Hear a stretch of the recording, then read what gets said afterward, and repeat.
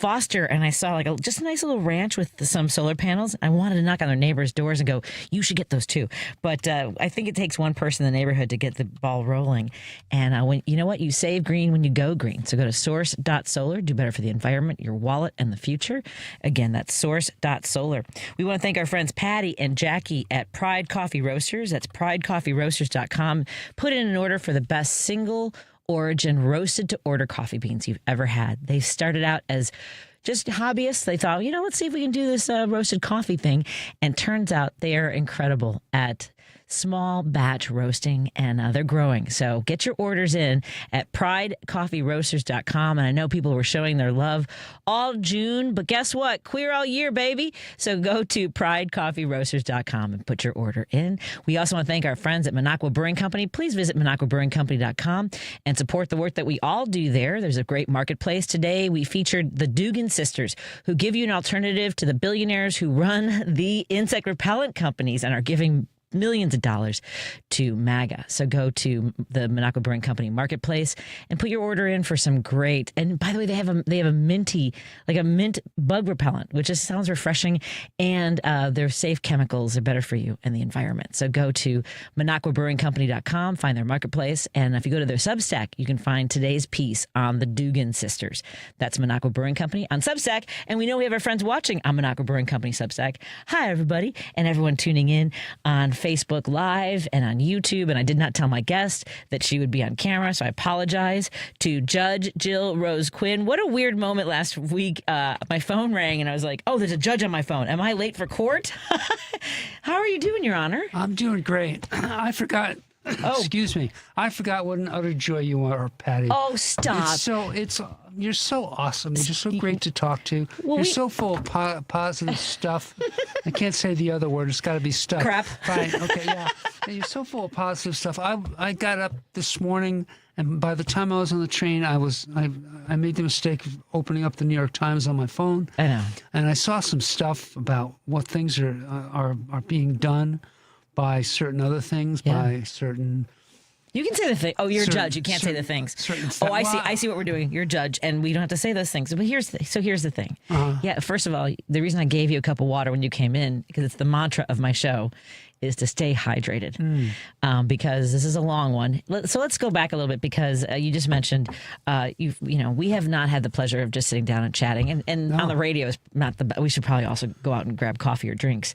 However, I have such fond memories of you and your wife, and of course our dear friend Tom Carmack, who ran your campaign, which is how we met in 2019. Right. And it's just a joy to see you, and I know how proud he was.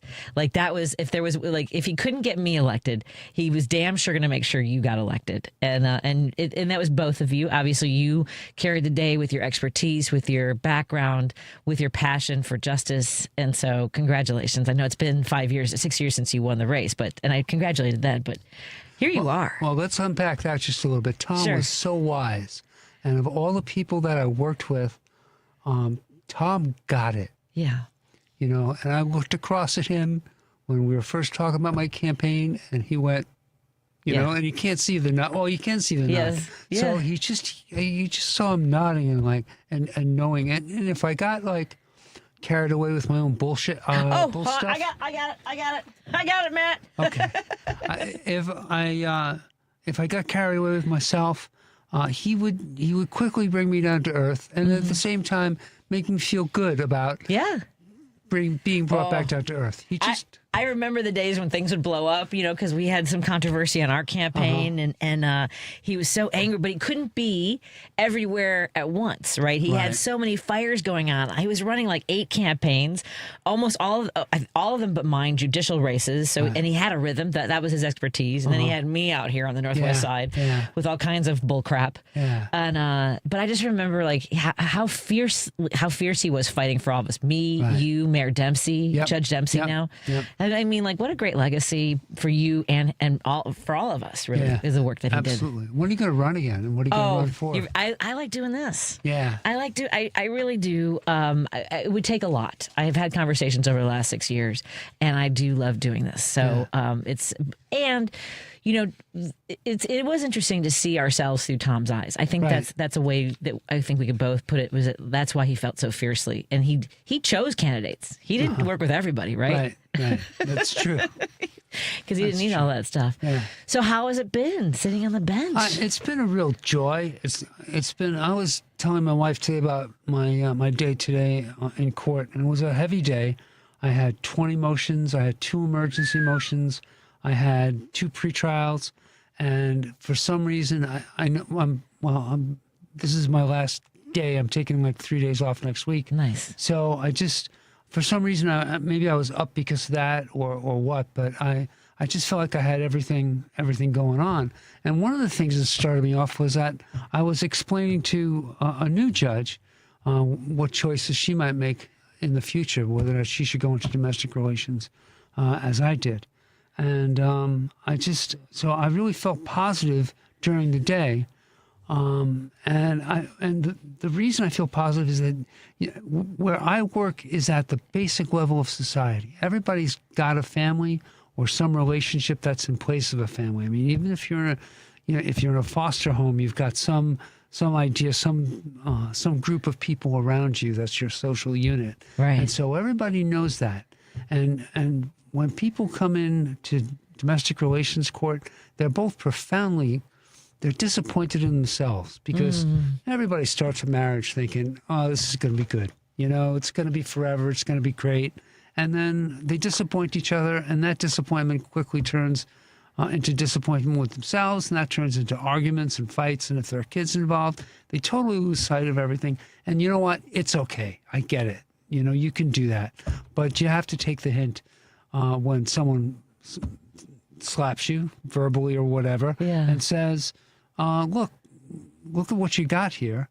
You focus on your kids, focus on their future, and focus on the new future you're going to start. Right. And so it really gives you an opportunity to make people's lives just a little bit better when they can. That's so important. I mean, nobody wants to end up in court.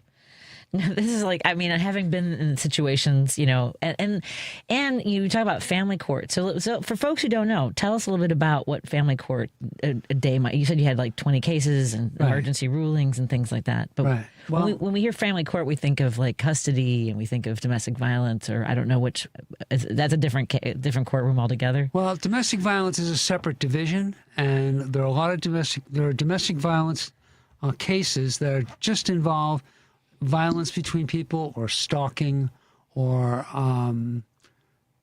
the big thing these days is just to make someone's phone blow up with text messages.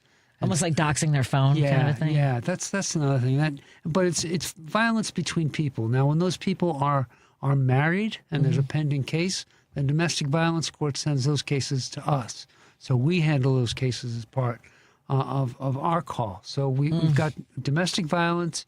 We have determination of the allocation of parental rights and responsibilities, which is what we used to call it custody, but custody sounds a little bit like servitude. Sure, right. Who owns this person? Yeah. Right, that makes sense. So it's the allocation of parental rights, and that can equally applies when people have children without getting married or people who have children within a marriage.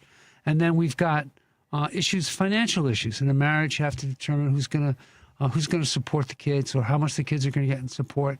How are you going to divide that up? How many days are you going to share parenting time? Is it going to be 2 days on, 2 days off, alternating weekends? So you decide those kind of issues. You decide what the support should be. You should decide what maintenance would be. Maintenance is what we used to call alimony, but in all situations, if we don't like the name, we will just change it. It's the same thing. It's how much you pay your partner in continuing support after the marriage. And then there's a division of property. And then once people get divorced, they may have a separation or a settlement agreement, and they violate it. They go back and forth and they violate it. They don't follow up what they're going to do. They don't transfer a house. They don't sign a deed. They don't pay support. They don't do what they're supposed to do.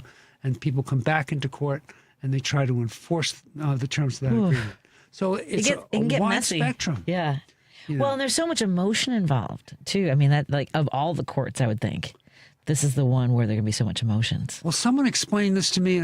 I'll give props where props are due. Michael Barrett, who's the Judge Beach's assistant, one of his deputy directors, said that the difference between domestic relations and every other court is that if you have a lawsuit, or if there's been a crime committed, or if there's been a traffic violation or something like that, you're deciding what happened in facts that have already happened. Right. But in domestic relations, it's going on and on and on. And so you're going to make a rule that's going to apply in an existing situation involving the relationships of people. And that dynamic, that's an amazing dynamic, because you're actually involved. You're actually, what you do today is going to play out over the weekend when someone picks up a child or someone drops a child off for parenting time. Yeah.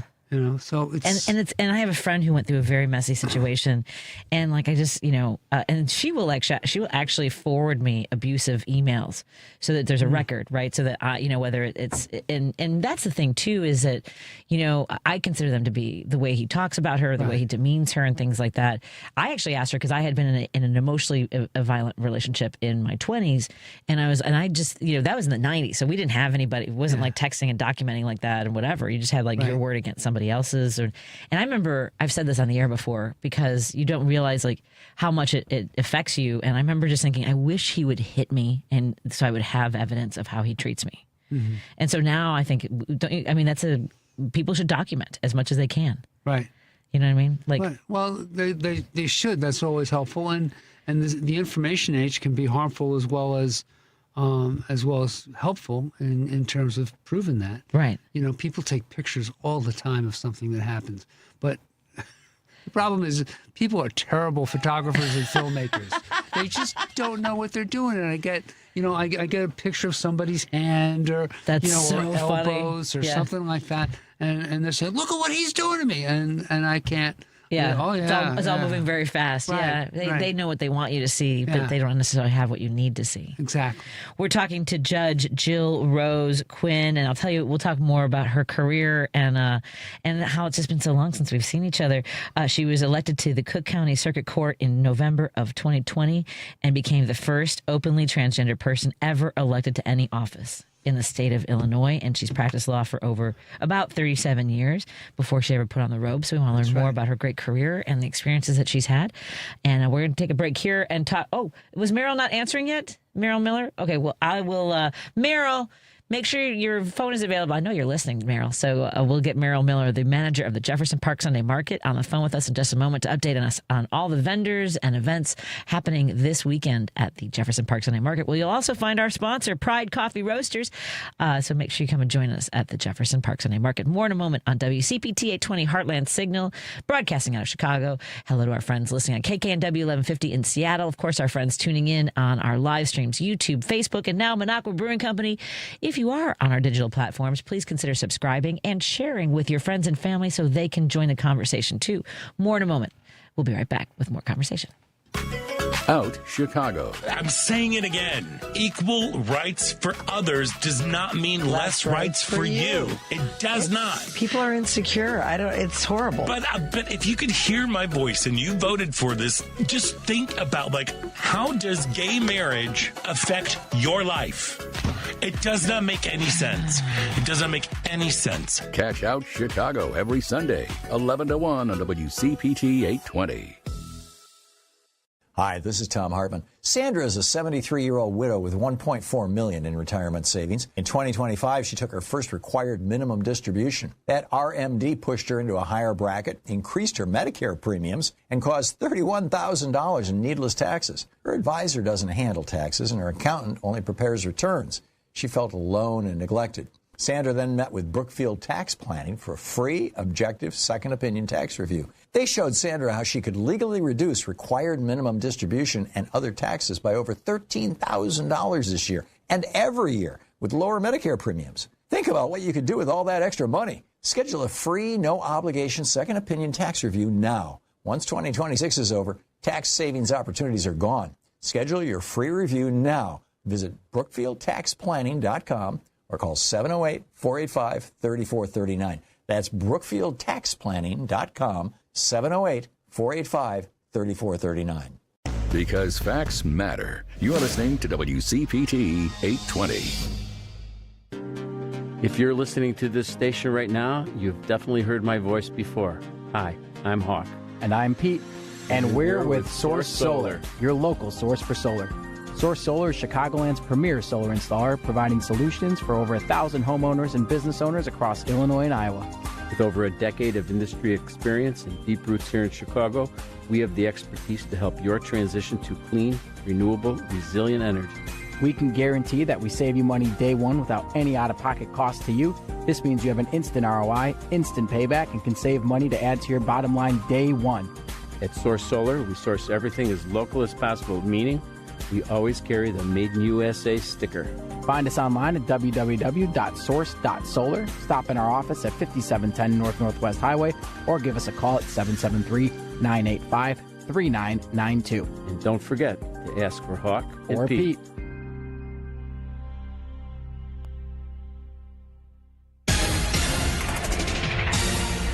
You're listening to WCPT. No detours, no distractions. Just bold ideas and real talk. This is Driving It Home with Patti Vasquez.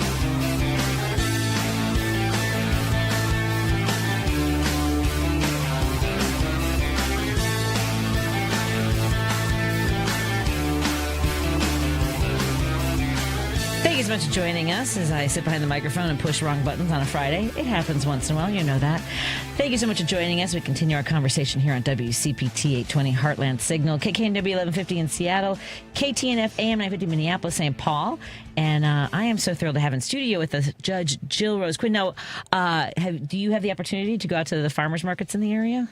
In your communities? Go to the farmers market in the Daily Center every Thursday. Well, you know, in the neighborhoods, I'm just saying, I know there are communities throughout the city, maybe somewhere nearby, like Jefferson Park, that has a market every second and fourth Sunday of the month. And joining us that's where I volunteer, every second and fourth. And our market manager, Merril Miller, joins us. How you doing, Merril? Doing okay. And what I was talking to Matt, I've got the best possible excuse ever. I missed his earlier phone call because I was so engrossed listening to you talking with the judge. I appreciate that. No, I wish you could have. I know that you were unable to come in, but I'm trying to convince her to come to the market this weekend. I'm just saying. And where is it? Where Jefferson Park Sunday Market is right at Jefferson Park, Lawrence and Long. So right across from the Jefferson Park Library, post office, right across the street, you'll see us. Okay. And this weekend, it sounds like we're going to have a bit of a crowd before we even get started, but I don't even know if we should mention that. Well, on the off chance any of the Porty people are listening, be aware that, your meeting time, because there's a kids' bike fest thing going on that they've organized. I only actually just found out about it today myself. But it's going to be a little bit chaotic because they scheduled their meet time basically at the same time all of the vendors are still going to be setting up. Right. And since some of those vendors drive through the market, be aware, everybody. Yeah, it's the Kiddicle Mask for Portage Park at Jefferson Park. And I guess, they put the Sunday market on there to promote. So yeah. I mean, at some point, I can't really, complain. Right. But just want to be mindful of moving vehicles and kids on bikes is all I'm saying, everybody. While on the bike, on the pedestrian paths. I'm super excited about this weekend, and because I had to miss the last one. I'll be honest with you, I cheated on you at the Skokie Farmers Market last weekend. I went to go see Jackie and Patty, the Pride Coffee Roasters over there, and it was fun. It wasn't anything like ours. It wasn't even in a park. It was a parking lot. So. Yeah, it does create a different vibe when you're in a park. Yes, it really does. As any of the other area folks, because there's a few other markets in the general area that do parks, and it's just I'm biased. I do think it's a little bit nicer to be in the park where you've got some shade as opposed to a parking lot. When we first started our market, we were in the parking lot. Love the folks at Copernicus, but wow, they have the hottest parking lot ever, and I mean temperature-wise. Yeah, because you have a blacktop, it radiates heat up. Yes.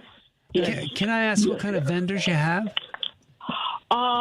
Well, what kind of things were you looking for? Because we've got just about everything. We've got gluten-free baked goods. We've got virgin olive oil. There's produce from 2 different vendors. There's meat. There's eggs. There's vinegars. We're going to have our vegan egg roll person, and I know that always so good. Yeah, they're very good. But they are completely vegan. Which calling them egg rolls seems like weird to me, but what else are you going to call them? I don't know. There's also tea and, of course, as you mentioned, coffee. So, yeah, all kinds of and Stanford cheese is amazing. They always have a line. Oh, yeah. And then there's food you can eat while you're shopping, including Tamale Express, right? Of course. And Urban Dining League. So and then, of course, any of the – so we've actually got 3 bakeries, kind of, that each of them does really, really different stuff, which is why we got that many. But they all have stuff that, you know, depending on what you're looking for, what kind of things you're into, grab something, walk around eating it. It's all good. I love it. Or if you want to sit down at one of the tables that we have set up at the park, you can, over by the porch area or Esther House is, Kenny Lane is going to be playing. That's where the picnic tables are. But if you're over at the other end of the park, there's going to be Stephen Gullius. Note that there is going to be a yoga class over in that general area that's right by the Higgins entrance, and that's going to be 10 till 11. So he's going to be music for the yoga class and music for people as they're walking into that space. But then as you get more into like lunch hour times and you want to just like hang out in the nice grassy space, that's a great area to hang out at. And you know, reminder to anybody that's coming out to do yoga, your mat makes a really awesome picnic blanket. Awesome. Merril, you're cutting in and out a little bit, so I just want to make sure folks know to go to the Jefferson Park Sunday Market on Facebook, on Instagram, right? Some of the other places, your website? And the website is jeffersonparksundaymarket.com. Excellent. I'm so excited. And by the way, I'm so jealous. I know you went swimming today, and I have got to get in the pool again. Which folks can check out that pool, the Jefferson Park pool that you swam at?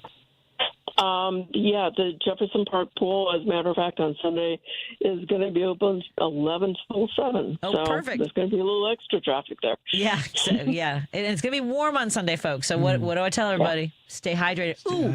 And by the way, courtesy of Berman, Kia, and Subaru, I do have a limited number of backpacks for kids. So we've got some rainbow backpacks to hand out for the kids, and I will have those available. So if you come early, I'll be there handing those out, folks, and say hi to me, please, and say hi to Merril and all the volunteers. And if folks want to volunteer, there's also an opportunity. There's 2 things we need: hours for volunteering if they need to bank those, right? Let folks know how they can reach out. You can stop by at our info table. You can also send me an email at jeffersonparksundaymarket@zoho.com. We do have some socials out there that have advertised a sign-up form. I don't think I've got that connected to the website yet. Okay. Got to work on that, but, all those have. The judge has a question. So wait 1 second. You have like community service volunteers. So people, if they need to get community service, I can send them to Jefferson Park, and they can sign up and get a letter saying they've done community service to satisfy a fine. Well, yes. I mean, you've got everything, Yeah.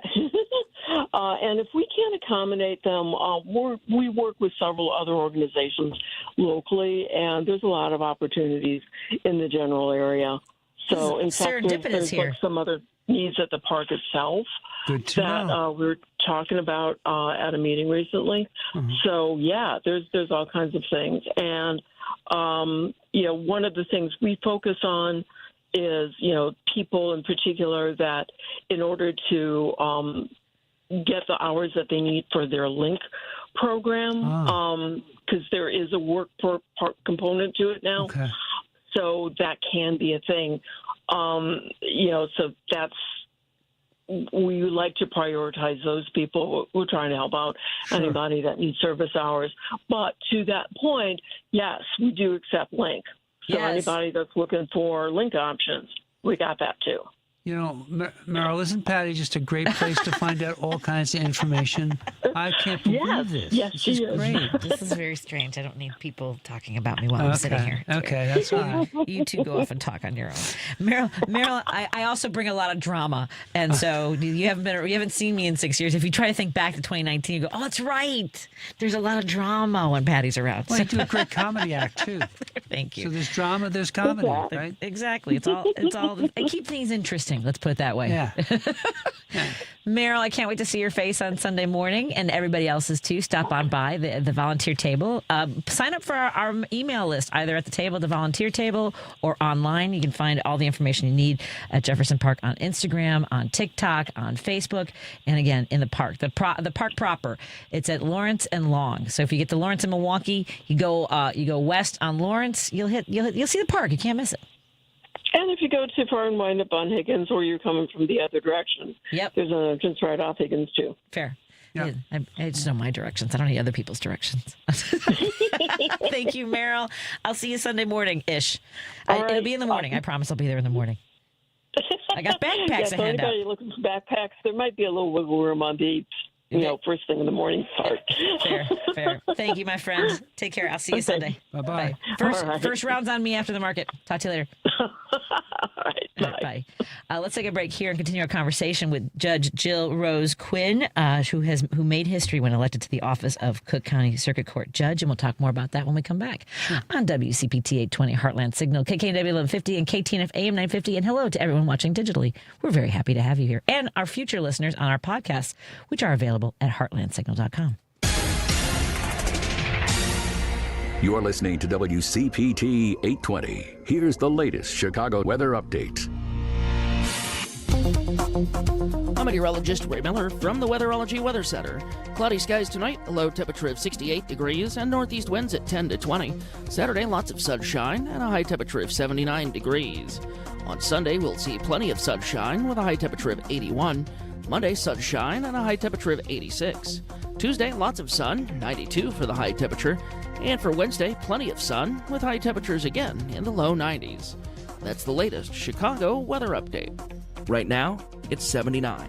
This is Chicago's Progressive Talk, 820 AM, WCPT Willow Springs, and online at WCPT820.com, where facts matter. It's the Democracy, Stupid, with Edwin Eisendrath. The Oval Office, the inner sanctum of the executive branch, after all, is now draped in gold leaf. The site of the former Rose Garden has been paved over, now dubbed the Rose Garden Club. It's a place without roses or a garden. But located near the Oval Office, it's a convenient spot for Trump's oligarchs to gather while they wait for an audience. Saturdays at 1 p.m. on WCPT 820. Hey Progressives, it's Richard Chu, host of Chu's Views weekdays 6 to 8 a.m. Central. We're all anxious for the 2026 midterm election to arrive so we can restore some sanity and much needed oversight to our government. In fact, it's the most important midterm election in American history, and Chu's Views will be in the thick of it, bringing you candidate interviews on a regular basis. I'll be talking to Democratic Party hopefuls running for House and Senate at the federal and state level, as well as candidates for governor and other state and local offices. I am in love with our ability to fight for our rights, to fight for our future, to fight for our freedoms, to fight as our ancestors fought. It's just our moment. This is just our time to stand up and to speak up. We can't give up on this. If you miss any of the interviews live, you'll be able to find them all on WCPT's Candidate Interviews page at heartlandsignal.com/candidates. That's Choose Views weekdays from 6 to 8 a.m. on WCPT, Chicago's progressive talk for 20 years. Hey Google, play WCPT. Streaming Chicago's progressive talk from TuneIn. Great news for those Chicagoans heading up to southern Wisconsin. Should you ever forget to load up on progressive brews from the local favorites like Rogers Park Provisions or Park West Liquor in Lincoln Park, Minocqua Brewing Company beer is now conveniently available at Dream Liquor and Cigar in Kenosha and in the Lake Geneva area at Delavan Liquor and Smoke in Delavan. If the great town of Madison, Wisconsin is your jam, please remember to swing into the Minocqua Brewing Company tap room at 2927 East Washington Avenue to grab some Resistance beer, pizza, t-shirts, and progressive camaraderie. You're listening to Driving It Home with Patti Vasquez.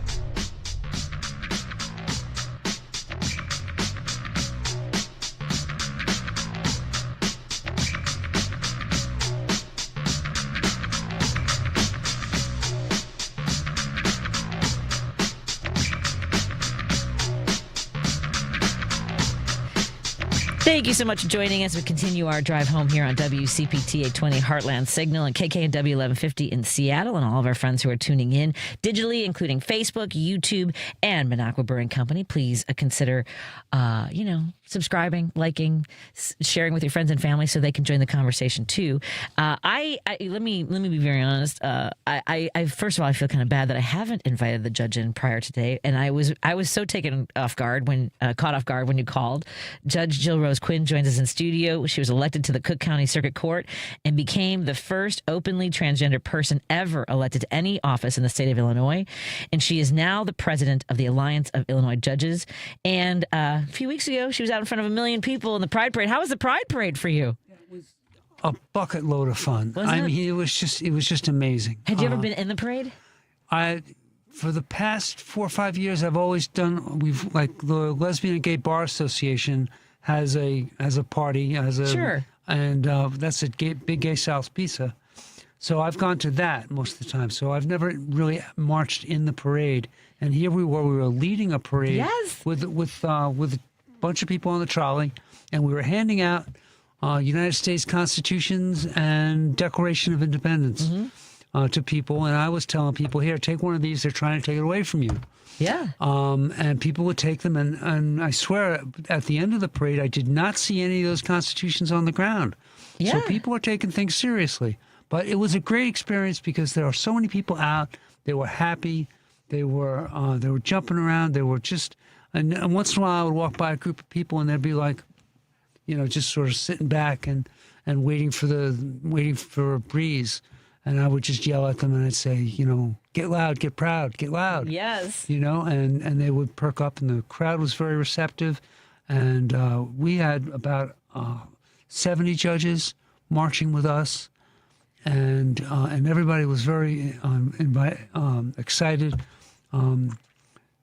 Cecilia Horan, who was our immediate past president, was able to work things out and get us appointed as the Grand Marshal, and she helped inspire it and put it together. She gets a lot of credit for that. And as an organization, we wanted to make sure, we were very proud of the fact that the rule of law was leading the parade. And I don't know. I don't know if I cried during the parade, but I think I cried afterwards. It was just a great experience to see so many people happy and so many people express themselves, and to know that people were free and proud. Yeah. Chicago is a mecca. Chicago is a safe spot in a land of unsafe spots for LGBTQ, especially trans people these days. Yeah, it is. I know that you have had, experiences that many of us can't imagine. I mentioned to you, I think on the phone, that we have a host here on WCPT that broadcasts out of Minneapolis, St. Paul on KTNF. Ellie Krug, her show is The Illegal Trans Woman. And it's a great show, and we check in with her every month. And she's also a lawyer. I wonder if there's, it has to be so hard and yet important to be in the field of law. Hard in the sense, at all the levels, but now emotionally to see what you handed out, the Declaration of Independence and the Constitution, just repeatedly disregarded over and over again. And I just saw this, we're just learning now that ICE is coming out and saying that Lorenzo, the man who was killed in Texas, wasn't even the target. And I'm like, well, no one should be the target of being killed in their car. There's no due process. There's a lot going on. I don't understand yet how an immigration officer has the jurisdiction or the police power to pull someone over in a vehicle. Right. They don't have any. I mean, they don't have any flashing lights. Right. They don't have a grasp of what the traffic code. I mean, there's what's probable cause for an immigration arrest. Oh, he looks Mexican. Well, that was that's the Kavanaugh rule, isn't it? That's what we consider the Kavanaugh rules. If they sound Latino and they look Latino, and to your point, I mean that's what is so hard. And now we're seeing that a lot of it is taking place at courthouses when people are showing up and doing the right thing. Right. And what I don't know if you saw this, but what they're doing is they're ticketing like tamale vendors, and then when they show up for court is when they grab them. All right. Well, incidentally, that's not allowed in Cook County courts. And you can see the signs outside the county building. You can see the signs outside the Daily building that says that ICE is not permitted in these buildings to make arrests. You're privileged from arrest while you are in a courthouse. Now, I can't say that if you're on Randolph and Wells on your way to court, something won't happen. But once you get inside the courthouse, nothing's going to happen to you. Yeah, have your head on a swivel. Yeah, be aware of your surroundings. Yeah. You know, I did. Let's come back to the work that you do. You work in family courts, right? Yes. What would you like somebody who's coming before a judge to know? Because I think, you know, we sort of have this idea. We grew up watching Law and Order. Maybe you're old enough to watch L.A. Law. You know, whatever courtroom shows. You know, The Verdict comes to mind, like all the law movies that we've all seen, going back to Kill a Mockingbird. But you know, you don't know what it's like until you're in that courtroom. What would you like someone who, in any situation, know when they come to a court? Like how should they, whether it's present themselves, not even what to expect, because every case is different, but it's a lot. Yeah, well, let me just start off by saying, and this isn't directly answering your question, but I start off my call in the morning and I say, my name is Judge Jill Rose Quinn. My pronouns are she, her, and hers. Please feel free to tell me what pronouns you want me to use when I address you, when I say your name and your gender identity. Are important to me. So if I mispronounce them or misgender you, please correct me. Yes. So I want people to know when they come into my court that they certainly are entitled to respect for who they are. You know, who they are as an individual. And you should be, and you're entitled to that respect, not just from me. My clerk will give you that respect. The deputies in my building will give you that respect. And if the opposing attorney doesn't respect you, or if your own attorney doesn't respect you, I make sure that you are respected and that you are free to be who you are. But what you should know is that I want to reach a solution to your problem.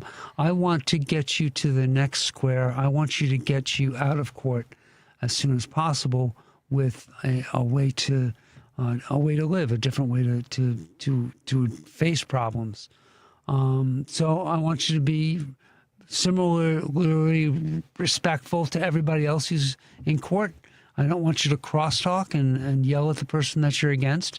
I want you to, use clean language, and to the best you can, just state your position as clearly as possible. I'll listen to you, and I want you to listen to me. That sounds reasonable, and that sounds like something everybody would want in general. But in particular, when your future and the future of your family, or whatever case you might be coming into a courtroom, is just a baseline of respect for each other. Yeah, and if you can, get a lawyer to help you. If you can all afford it, get a lawyer to help you, because a lot of times we speak in different languages, and a lot of times there are traps, or there are little things that you miss in the law that a lawyer will already know. Things you don't want to say, things you want to say. So it doesn't hurt to have a lawyer. If you can't afford a lawyer, we have IllinoisCourtHelp.com. I have a phone number. I can give Patty the phone number later. I can tell you right now, 833-411-1121. That's Illinois Legal Help. Sometimes, because there's a lot of poor people who need lawyers, it takes a long time to get through that number. But they're a free Illinois Supreme Court agency that gives you legal advice and tells you procedural things, how to file a motion, how to use the system, and so that you can get your position in front of the court. One thing I ask you is and a lot of people like to use AI to write their motions and stuff. If you're going to do that, make sure you understand what you're writing. Don't come to me and say, "Judge, about this. Yes. Judge, it's printed right here. I mean, I expect you to know what you're telling me. I expect you to cite your case, to know the cases you're citing. Yeah. But, that's, on a certain level, if an attorney does that to me, it's called intellectual dishonesty. And I don't want unintentional intellectual dishonesty any more than I want intentional intellectual dishonesty. That's completely fair. We are hanging out with the Honorable Jill Rose Quinn, who made history when elected to the office of Cook County Circuit Court Judge. She's the first openly transgender Circuit Court Judge and the first openly transgender elected official in Illinois. And I'll tell you why I keep repeating that, because it's important. And I want to talk about that, about representation, about how much it matters, when we come back in just a moment on WCPT 820 Heartland Signal and KKNW 1150 in Seattle, and all of our friends tuning in digitally. We're so happy to have you here. More in a moment. Don't go anywhere. But if you are watching digitally, please subscribe and like and all those things. And also, you can tune in the podcast wherever you listen to podcasts, including heartlandsignal.com.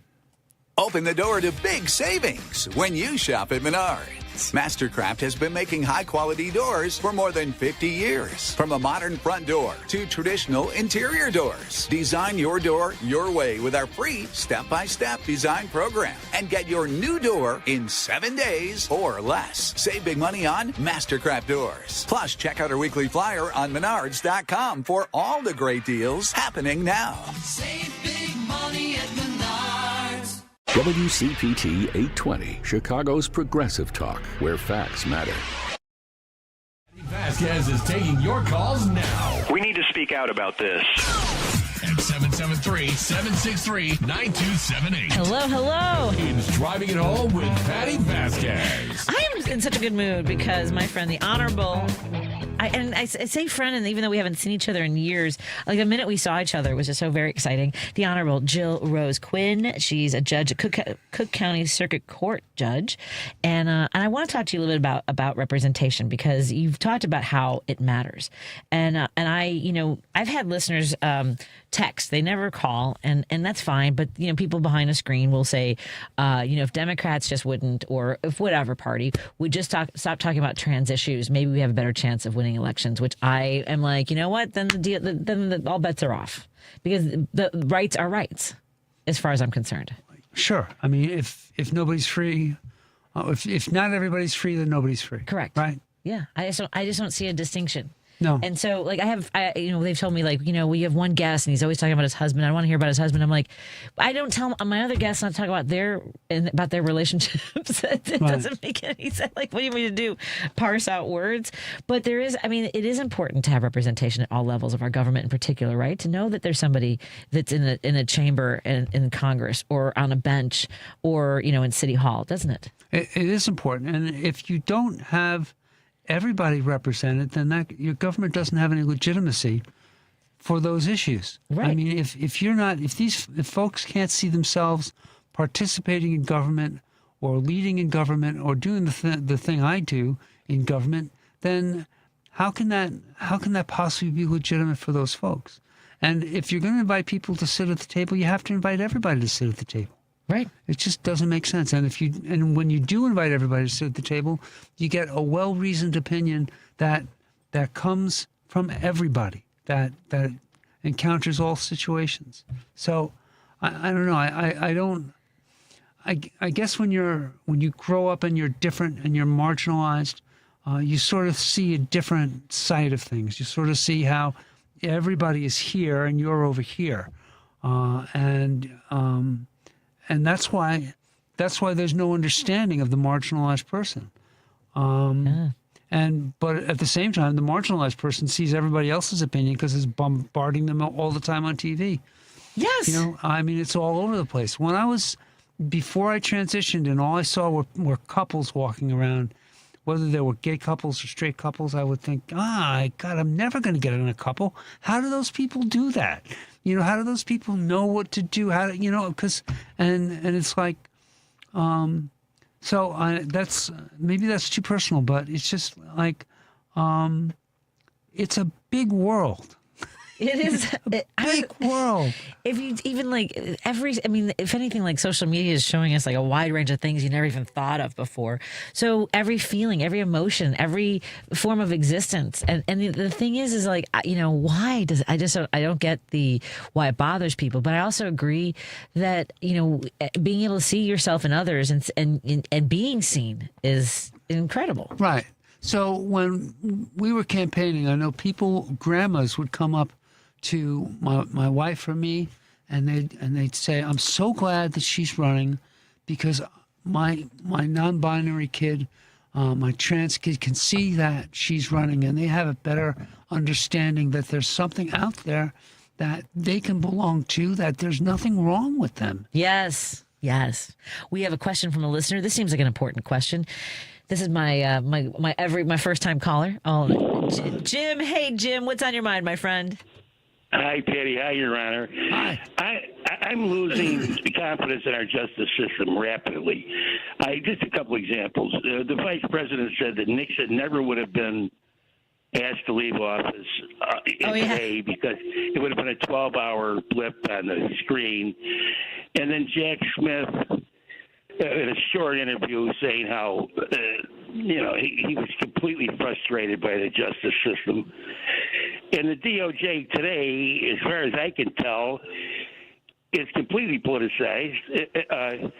And I don't know how justice can run on that regard, because it's I'm not going to ask a judge what their politics are. I'm more interested in what the outcome of the case is going to be. But I mean, we're losing confidence in the justice system, and I think that's really terrible. I don't know how we restore it. But I think your problem is with the executive. It's not with the justice system, because individual justices follow the law in general. But you've got an executive now that, instead of enforcing laws, is now legislating laws and now mandating laws. The system of government is supposed to be the legislature legislates. That means they create laws. The judiciary interprets what those laws mean, because words are imperfect, and they can mean different things. So you have a judiciary that interprets what words mean, and applying those words to situations, real life human situations. And the executive branch is just supposed to enforce the laws as they're created by the legislature and interpreted by the judiciary. And now you have somebody who I will not name, who is monkeying around with the Department of Justice. And instead of making that just an arm of enforcement of the law, is making them basically interpret the law, or accepting a biased interpretation of the law and enforcing that version. So hopefully we get away from that. And I think the way to do that is to keep the selection process of judges clear, which, judges in this state are either selected by other judges, or they run for office, or they're appointed by the Supreme Court. We've got 3 different ways of picking judges. And those, in this state, we're relatively free from legislative interference, unlike what's going on in the United States. Anyway, Your Honor, you explained it beautifully, and Patty, and you guys have a great weekend, and thanks very much for taking my call. Thank you. Thanks, Jim. Thanks, Jim. Nice to meet you. A lot of listeners know this. So Jim reminds me of my dad. If he had grown up on the West Side and was liberal, my dad was Northwest Side. Well, but it's a long story. But at the end, the last election, he voted for Gore. So there was hope. Right. But what he mentioned was that J.D. Vance recently said that if Nixon did today what he was, would have been impeached for and stepped down for, it wouldn't even rise to the occasion. Meaning there's a lot more worse things going on, and they're getting away with it, is what it smacked of. At any rate, and I can't. Yeah, you can't. How, right? Yeah. How? So you were a lawyer you practiced law for over 37 years. Yes. And so what was it? What do you remember that moment you decided? You know what? I need to be on the bench. Okay, well, that runs into one of the things I want to talk about, and that is the National LGBT Bar Association, which is having its convention in Chicago this week, this weekend beginning Monday, and that is a collection of, or open for membership for all LGBTQ lawyers. So back in 2013 or 2012, I thought to myself, I know there are other LGBTQ lawyers, and I read that they were having a convention, and so I went to that convention, and I met there at that convention the first openly transgender judge appointed in the country. Her name was Phyllis Fry, and Phyllis Fry, not only was she, she was an openly transgender attorney in Harris County, which is where Houston is, in 1976. So she's walking around in 1976. She's transgender. She's practicing law, and she's introducing people. And you know what? If people accidentally thought that she was not transgender, she would say things like, "Well, you know, when I was an Eagle Scout, we did things this way." So at the time, to be clear, at the time, girls couldn't be Eagle Scouts. So she was open about it. And Phyllis said to me, at the time there were 2 openly transgender judges in the country. And Phyllis said to me, "Vicki and I are tired of being the only 2. You need to run. You need to be visible. You need to be out there so people can see who we are." And so I took that back and I started applying to be an associate judge. And I want to make it clear that along with the LGBTQ Bar Association, there's an international association of LGBTQ judges. And there's about 200 members, but I think there's probably about 300 around the world, transgender judges. And I know that the last time they were here in Chicago, they met up with someone who worked at a Starbucks, and they had like a pin that said ILGBTQ. And they said, "Well, what does that mean, ILGBTQ judges?" And that young person was astounded that there were lesbians and gay men and binary people and openly bisexual people and transgender people being judges. And so this is our convention. This is when we get together and talk about the law and talk about where we have to go in the future. We gather law firms and state agencies from all over the country to recruit young lawyers and young law students so that they can have jobs and so they can have connections and they can know they're not alone. Outstanding. Well, thank you so much, Judge Jill Rose Quinn. Please don't, the Honorable Jill Rose Quinn, please don't make this the last time. I will not. Now that you know where we are, and if you want, we can do a check-in. Like if you want to do like a monthly segment of like, here's what to expect in court, or we call it Your Honor, an hour with Your Honor. The Honorable Jill Rose Quinn, huh? Are you on every day or just Friday? Monday through Friday. Monday through Friday. Okay, so we can find it. Yeah, sure. I can find a day every day. Excellent. Because we had a great time with Judge Weaver and Mar Rubio. We had a great time with. So we should rotate some judges in. I'm just saying. I can bring friends. Let's do that. Excellent. Well, you have a wonderful weekend. I hope I see you at the market, everybody. Let's take a break here and continue our conversation when we come back on WCPT 820 Heartland Signal, KKNW 1150. And thank you everyone who's tuning in digitally. We'll be right back in a moment.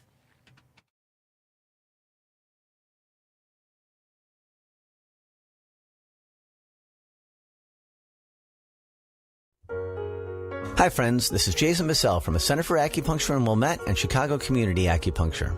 Chico Maku. We have fun with these ads, but what I'd like to talk about today is no fun. Cancer.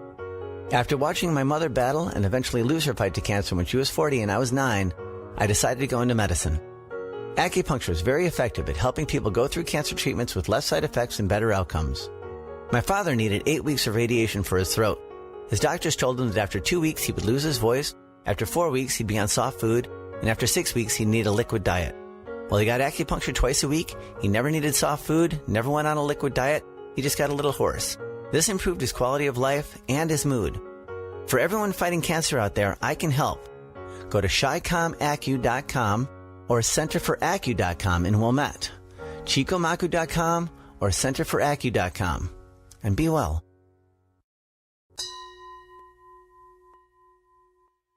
Amazon Business. Unlock smart business buying with fast, free delivery on millions of items and practical AI innovations that automate repetitive tasks. Learn more at AmazonBusiness.com. AP News, I'm Haya Panjwani. The U.S. is giving Iran some demands. AP Washington correspondent Sagar Meghani reports. Senior American officials say Washington wants Tehran to publicly state the Strait of Hormuz is open and ships crossing it will not be attacked. But shortly before they spoke, responsibility for maritime navigation through the Strait of Hormuz, including its reopening and all necessary demining operations, rests exclusively with Iran. Tehran's UN diplomat said Iran is willing to uphold its obligations under a tentative ceasefire deal if the U.S. does. The senior U.S. officials say Iran's internal power struggles have caused issues, accusing a rogue faction of trying to sabotage the deal. Sagar Meghani at the White House. Graham Plattner has formally ended his Maine Senate run. AP national political reporter Meg Kennard. The embattled candidate said several days ago that he intended to quit the race following an allegation of sexual assault, which he has denied. But Maine's Democratic Party has been scrambling to come up with a process to select a new nominee. State law says that they have until July 27th to do so, and the party has indicated it plans to hold a convention with delegates from across the state to come up with that nominee. Several candidates have already put themselves forth, and the Maine Senate seat, it's seen as critical by Democrats as they try to regain power in Congress in the November elections. At a news conference, South Carolina Senator Lindsey Graham says there's an agreement with the White House on a Russia sanctions bill. I've never been more optimistic than I am today that we have the formula to end this war. Help Ukraine be more lethal. Let those supporting Russia to know it's going to be a price to be paid if you keep doing it. This is AP News. AP's Ed Donahue reports prices are still high to see the remaining World Cup games. There is still a chance to buy tickets for the World Cup final next weekend at the Meadowlands in New Jersey. At times, the game has been listed as sold out, but FIFA says about 1,300 tickets are for sale. There are Category 2 seats priced at $7,000. Front Category 1 tickets in the lower deck can be yours for between $19,000 and $32,000. Hospitality tickets in the Trophy Lounge and Trophy Lounge Plus sections are selling for as much as $34,000. That includes food and drinks. World Cup ticket resale prices have dropped for quarterfinal matches after co-host Mexico and the U.S. were eliminated. I'm Ed Donahue. The family of a Mississippi 18-year-old who was found dead after a 4th of July boat trip with friends to an island off the Gulf Coast called for a deeper investigation and for greater transparency at a news conference. I'm Haya Panjwani, AP News. This is 8:20 a.m. WCPT Willow Springs and streaming worldwide at WCPT820.com. We are Chicago's progressive talk, where facts matter. Now, your WCPT 820 weather update. I'm meteorologist Ray Miller from the Weatherology Weather Center. Cloudy skies tonight, a low temperature of 68 degrees and northeast winds at 10 to 20. Saturday, lots of sunshine and a high temperature of 79 degrees. On Sunday, we'll see plenty of sunshine with a high temperature of 81. Monday, sunshine and a high temperature of 86. Tuesday, lots of sun, 92 for the high temperature. And for Wednesday, plenty of sun with high temperatures again in the low 90s. That's the latest Chicago weather update. Right now, it's 79. We're with Bridget, whose husband won't be home for months, and whose daughter is due any day. We're with Mike, who's leaving home to protect his family and yours. We're with all service members and their families who need community, connection, and maybe a bit of magic. Are you with them? Learn more at USO.org today. We're with Liam after his 4th military move, when being new is starting to get old. We're with Tara during the holidays, when she misses home the most. We're with all service members and their families who need connection, comfort, and a home away from home. Are you with them? Learn more at USO.org today. This is WCPT 820, where facts matter. No detours, no distractions. Just bold ideas and real talk. This is Driving It Home with Patti Vasquez. Driving it home with Patti Vasquez, Patti Vasquez. From global conflicts to greenhouse gases, the folks refusing to wear masks says, and politicians getting caught grabbing ass says, she's driving it home with Patti Vasquez.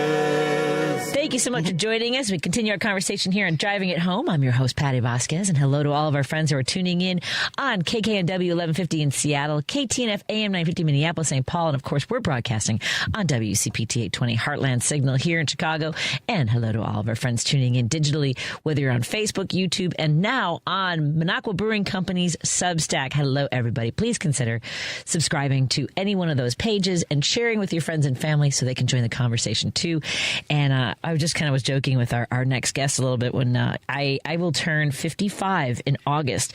And sometimes I think for some reason this one's hitting me a little bit harder, but the alternative, I think it's better than growing. The great thing about growing old is that we didn't go young, and we are lucky to be here. And I know this is a story that will sound familiar to anybody who ever gave a company their best years. Jen Schroeder spent more than 2 decades climbing the corporate ladder. She was told she was the top pick for promotion. Then she watched a 25-year-old fresh out of school get the job instead. And then the company asked her to train the kid. So Jen said one word: no. That no cost her a job. It also lit a fire. She's now 59. She runs something called the Unobsolete, and she's speaking for millions of workers over 45 who got told they were done. AARP says 64% of older workers have seen or lived age bias on the job. Jen turned hers into a movement. Jen, welcome to Driving It Home. Are you staying hydrated, my friend? Yes, I am. Thank you so much for having me, Patti. I'm very excited to be here. Excellent. Yeah, it's I know it's warm. Where you, yeah, we get a lot of that going around the country these days.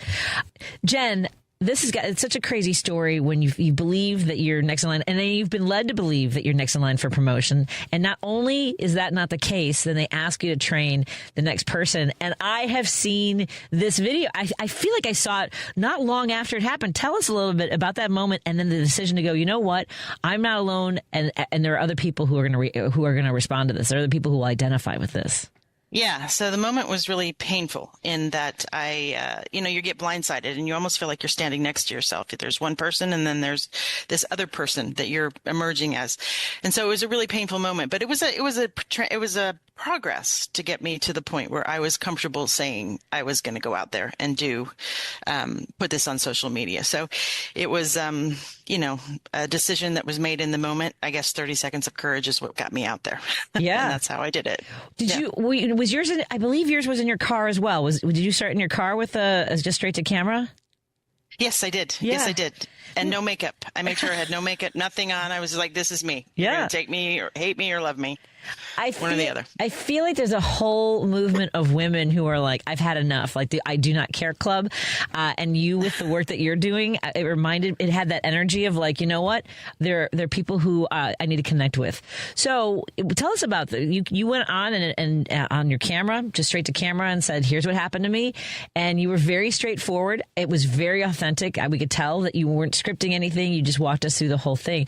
So for our audience now, like, what was the reaction that you got? Because if I saw it, I'm guessing a lot of people saw it. Yes, I got an amazing reaction. I was really surprised. So I posted it, and then I had to travel that day. So I didn't really realize I was going to get anything from it. And then my kids actually called me and said, Mom, you've gone viral.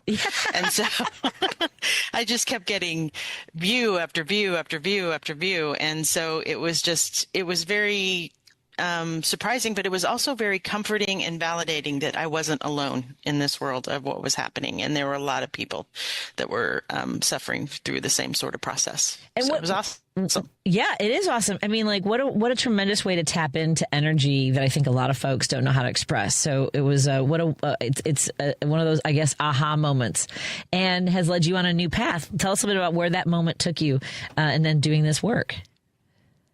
Yeah. So originally, when it happened, I wasn't really sure which direction I wanted to go, but I knew I had a lot of knowledge because it had happened to me a couple of times. So I decided that I was going to turn it into something positive for everyone as my second or even third act in my career. So I decided to become a workplace advocate and fill the space that wasn't being filled between HR and attorneys, because there's a lot of stuff that can happen in between and help people before they actually even need to go to an attorney. So that's kind of the space that I fill, helping workers and being a workplace advocate and working through strategies for people and helping them survive PIPs and things of that nature. What kind of work were you doing when you were told, you were led to believe that you were going to get this promotion?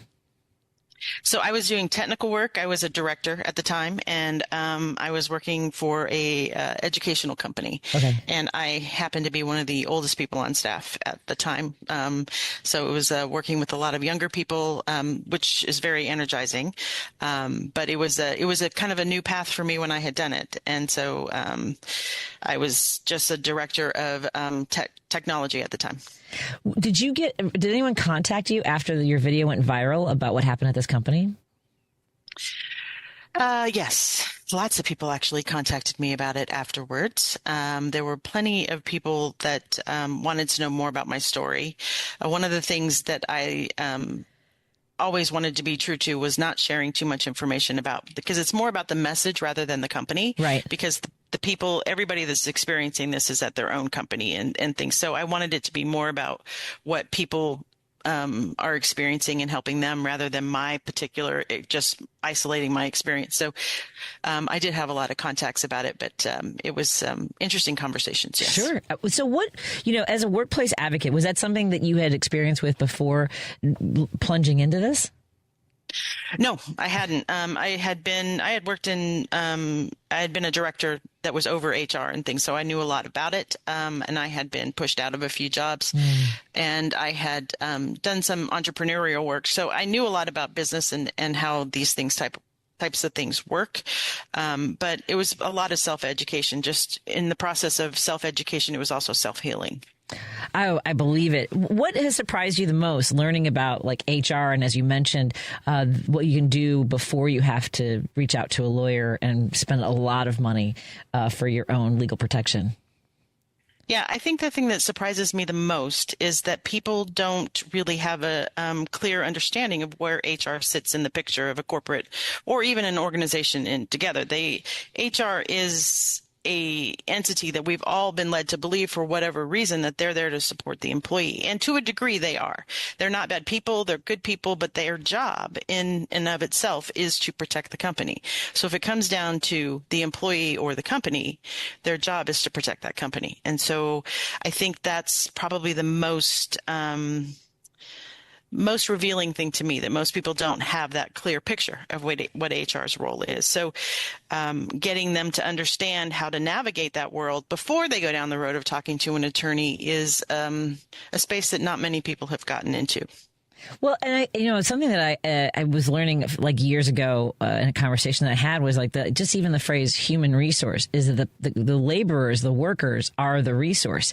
So if a resource becomes a liability or is too expensive, like that's, they'll find another resource. Yes, they will. That's the bottom line. So one of the things that you did, is this right? You were offered a 2 weeks and you walked out with a 6 month of severance rather than what they floated? Yes, I did. I negotiated my own severance. Most terrifying experience of my life, but also the most invigorating and the most empowering.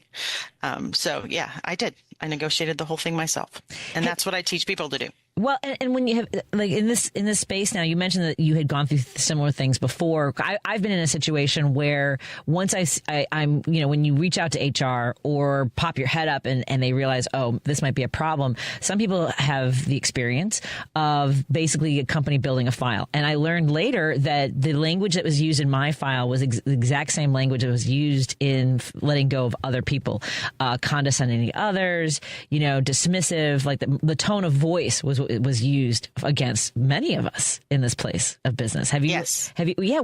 It's so weird. I mean, like, what a straight. So this is common? This is common. This is definitely common, and it's gotten to the point where it's so common, and the HR or the employment world it's common that people can use the language, but it's also common that certain individuals have become very powerful within the organizations and able to use that language to push out somebody they just don't like. Yeah. It might not even be your work or, anything to do with the business that you're in. It just might be that they just don't like you. So yes, it's very common. So what can you do to protect yourself in that situation when you realize that are there red flags that we can identify that someone is actively working to push you out of a position? Yeah, there are red flags. So some of the things that you'll see that people will stop including you on meetings. It may be meetings that you used to lead. It could be projects that you used to lead. They'll start giving your work to other people. Another thing that people will do is they'll start not responding. So your manager might not respond as quickly as they used to. They might start using language like that you need coaching, or you need some, you're not meeting expectations and things of that nature. So those are all things that you can look at as red flags before you get into a situation where you're being pushed out. And what steps should you take once you identify that? I think it's really setting your ground. So one thing is to build your documentation file. So and I know this is counterintuitive to all of us, but because of the world that we live in and the way it is today, it's very important to build your documentation file from day one. That doesn't mean that you have to use it ever in a situation, but you want to have it so that you know that you've got your record, that you can stand up right next to their record and have a comparison. So building that documentation file is your first line of defense, writing all the conversations that you have, forwarding any emails. And if you can't forward emails because of the legalities of your company, you can do screenshots and things of that nature. So protecting yourself is one, doing that, and then also knowing the players before you walk in the door. Yeah, folks, it's funny because I recently talked about this for other instances of interactions with people that you may, like even forwarding an email to yourself. I've told people to write the documentation down and forward it to yourself so you have a timestamp and that you're not, so you can, you're not accused of creating something suddenly, kind of a thing, right? Yes, because people will change the language. If it's not written, then they can say it hasn't been said. So anytime you have a meeting where your expectations have changed or the goalposts are moving or things of that nature within your job, you should always follow back up with the person that's in that situation. Could be your manager or another project lead, and just have a recap of what was said so that you have a documentation file. I'm getting I'm getting a little bit of a stress, just memories of, and I think a lot of people listening, because they're, in addition to what we're talking about, being identified as somebody maybe HR doesn't like, or a coworker or a supervisor, something like that. There are just in general places that are just toxic workplaces. Have you come across conversations like that as well? Yes, a lot of toxic workplaces where it is from the top down, where it is allowed for people to treat one another poorly and for people to be pushed out and have poor leadership. So it is always going to come from the top. If a person at the very top doesn't realize what's going on in their organization, then they're not leading well. So if it's toxic, generally speaking, it's often sponsored from the top down. Sometimes it's just inadequacies in the communication, but either way, it's their responsibility as they to correct that, and it's often not done. What do you, I know what my reasons for being hesitant to, sort of stand up for myself. And I suspect it's a lot of people. What do people express to you as their biggest fear about defending themselves or putting up, creating a scenario where they're able to advocate for themselves? I think the biggest fear is that people are afraid of losing the income, right? Especially in the marketplace that we're in now, where it's more difficult to find jobs. And especially as you're getting older, it's harder to find jobs quicker. When we're younger, it's easier. As we get older, it becomes much, the time is, there's a longer length of time between employment periods. So the biggest thing I think people are afraid of is that they're going to lose that income. But if you're already in a managed exit situation, or you're already being pushed out, or you're on a PIP, most likely you're already on that path anyway. So advocating for yourself just allows yourself to be able to negotiate a better severance, to potentially stay a little bit longer. There are tools and tricks that can be used within the laws that we have in this country to be able to protect yourself for a longer period of time so that you can plan for that exit better. And that's where people like I come in, where we can build that strategy. How do people reach out to you for counseling, for learning more about this too? So we have a website. It is the unobsolete.com. We're also on Instagram, Facebook, YouTube, all of them, and LinkedIn. You can find me at Jennifer Schroeder out there on there as well. We are talking to Jen Schroeder. You have time for one more segment? I know that I asked earlier, but then I want to double check. I don't want to take your time if it's... Absolutely. Because time is money, everybody. We're going to continue our conversation with Jen Schroeder. I know that folks are going to have questions about this afterwards, so hopefully you'll join us again, Jen. We'll take a break here and come back on WCPT 820 Heartland Signal. That's KKNW 1150 in Seattle, KTNF AM 950 Minneapolis, St. Paul, and of course all of our friends tuning in digitally on Facebook, YouTube, and now Minocqua Brewing Company's Substack. We'll be right back after this. This is a WCPT moment in labor. In the summer of 1909 in McKees Rocks, Pennsylvania, the workers of the Pressed Steel Car Company went on strike due to missing wages. 5,000 workers, mostly immigrants from Eastern European countries, walked out. They protested a corrupt payment system called pooling. The workers also claimed their wives and daughters were sexually assaulted in order to repay debts accumulated for food and housing. On average, one worker would die every day from the poor safety conditions. The workers received solidarity from the International Workers of the World, Standard Steel Car Company of Butler, and the railway trainmen and streetcar motormen who refused to haul scab workers into the city. The strike culminated in a bloody confrontation resulting in the deaths of at least 12 workers and one deputy sheriff, with many more workers injured. This led to a settlement which gave workers increased wages at a posted pay rate and ended the abuses of the company's housing practices. This has been a WCPT Moment in Labor. We're working for your rights. Here's a tale of Becky. Didn't know what to do with new meds prescribed and no real cost clue. She squinted at prices, that can't be right. Then tapped GoodRx and saw the light. She can get a deal. Book telehealth if she feels.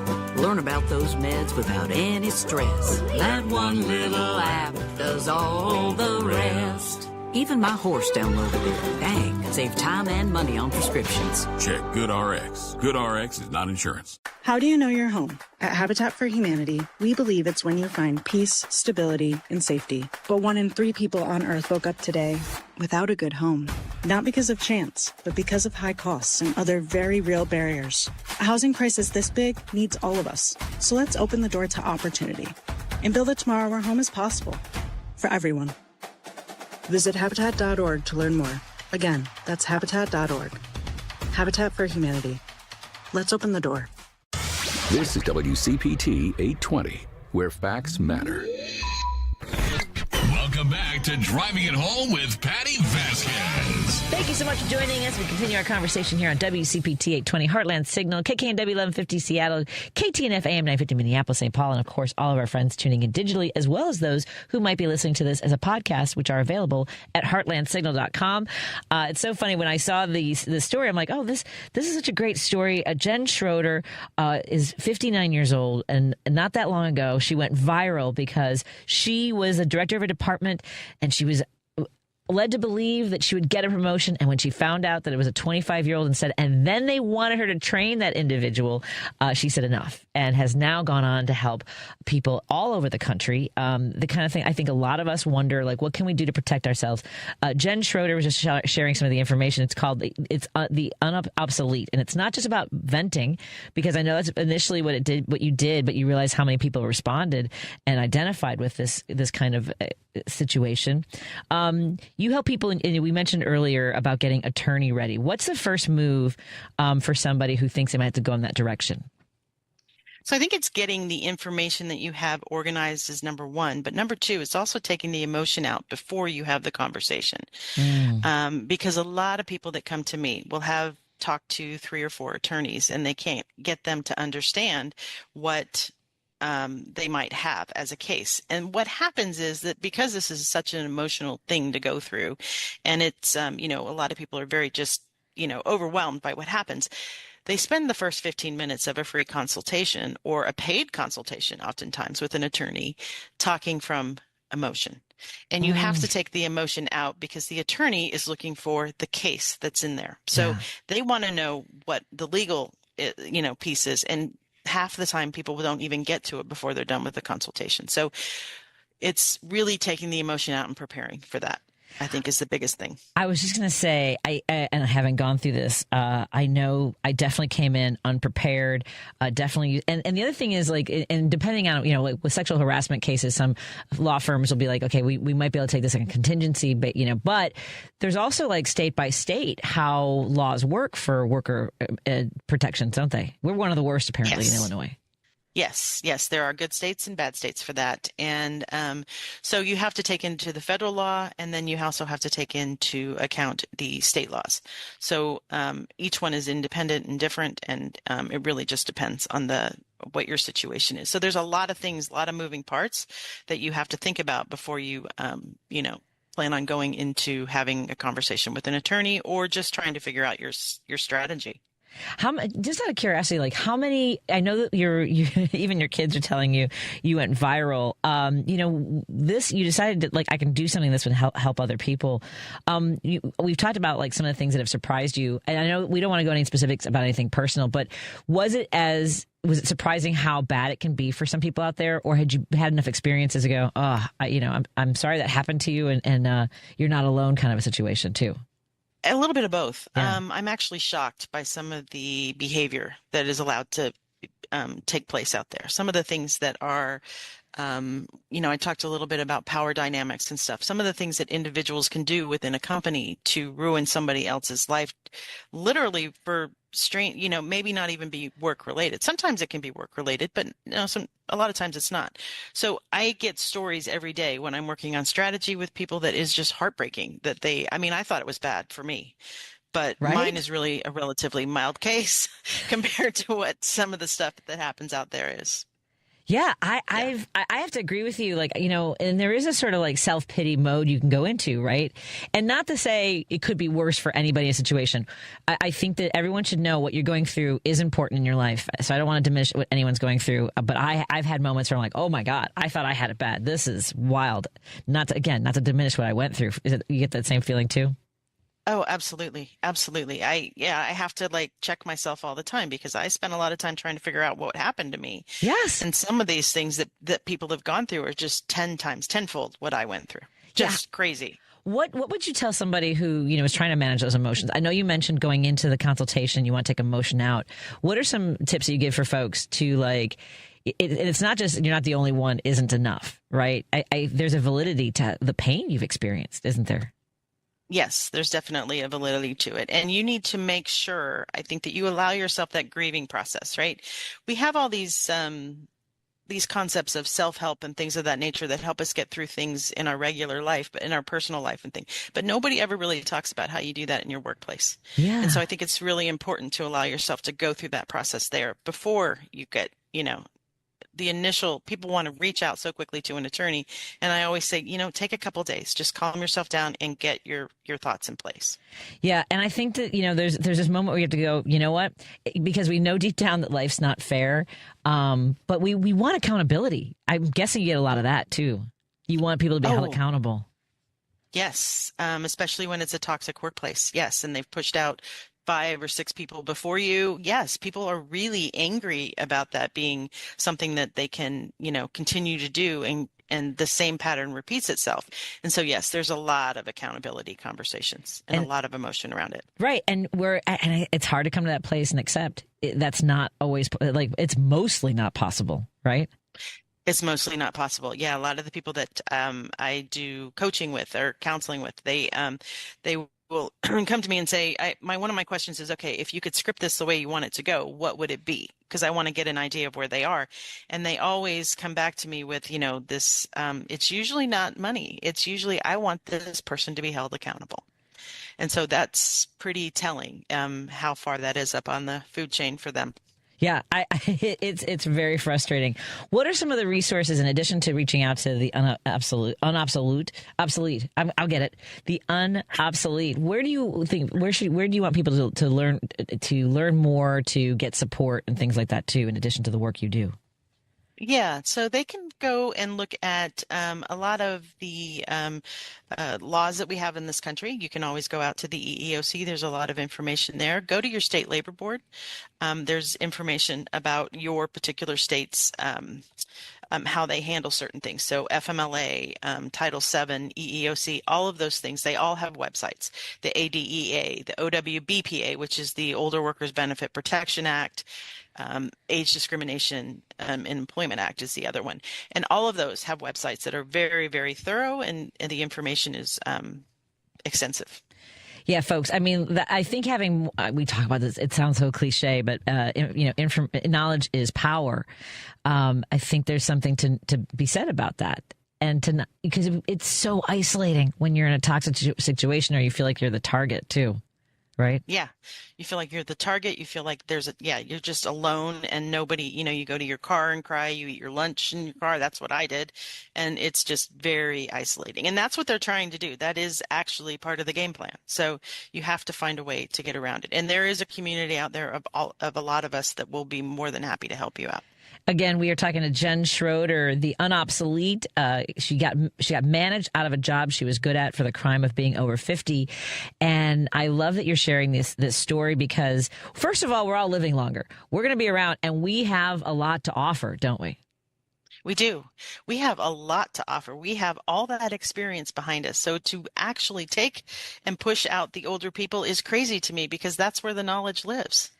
And so, yeah, we have a lot to offer, and people should be definitely not letting somebody stop you from offering that to the world. How do you frame that for folks? Like, what's the best way to present yourself? Like, are you seeing strategies that work to communicate that to possible employers of the value? I mean, like, it's challenging.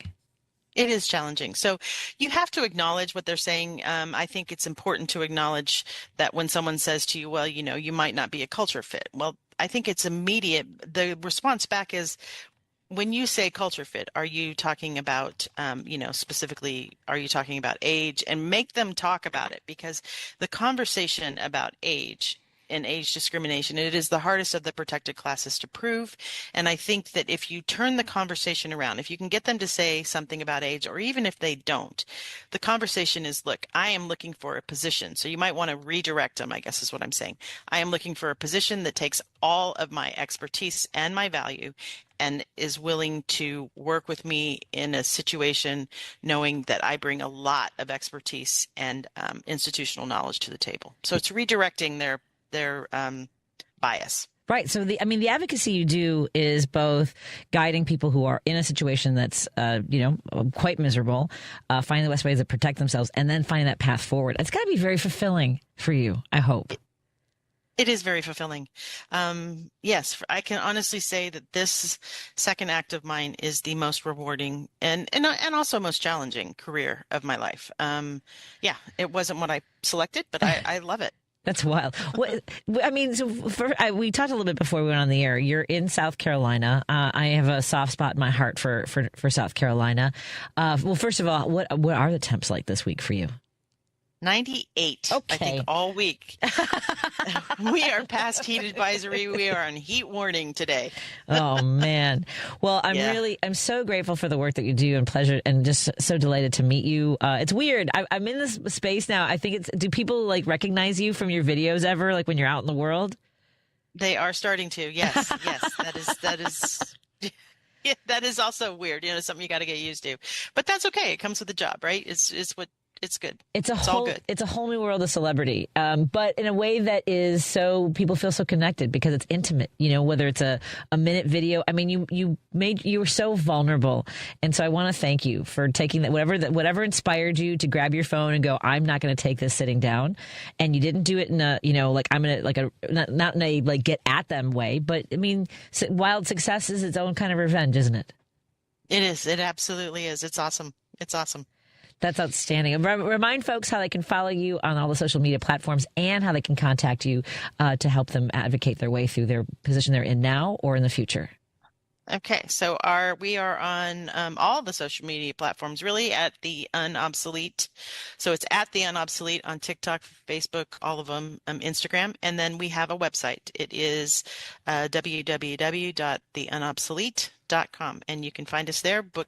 We have lots of resources for you. Excellent. Well, if you were so inclined and wanted to join us again and maybe take calls, I know this is also, the line of work that you're in. So we can figure that out depending on your time and schedule and interest. Yes. No, I'd love to. That would be awesome. That'd be great. Excellent. Jen, it was a pleasure talking to you. Everyone, find that social media account, Unobsolete. It's been a pleasure talking to you. And I look forward to having Jen Schroeder on with us again. Stay cool, stay hydrated.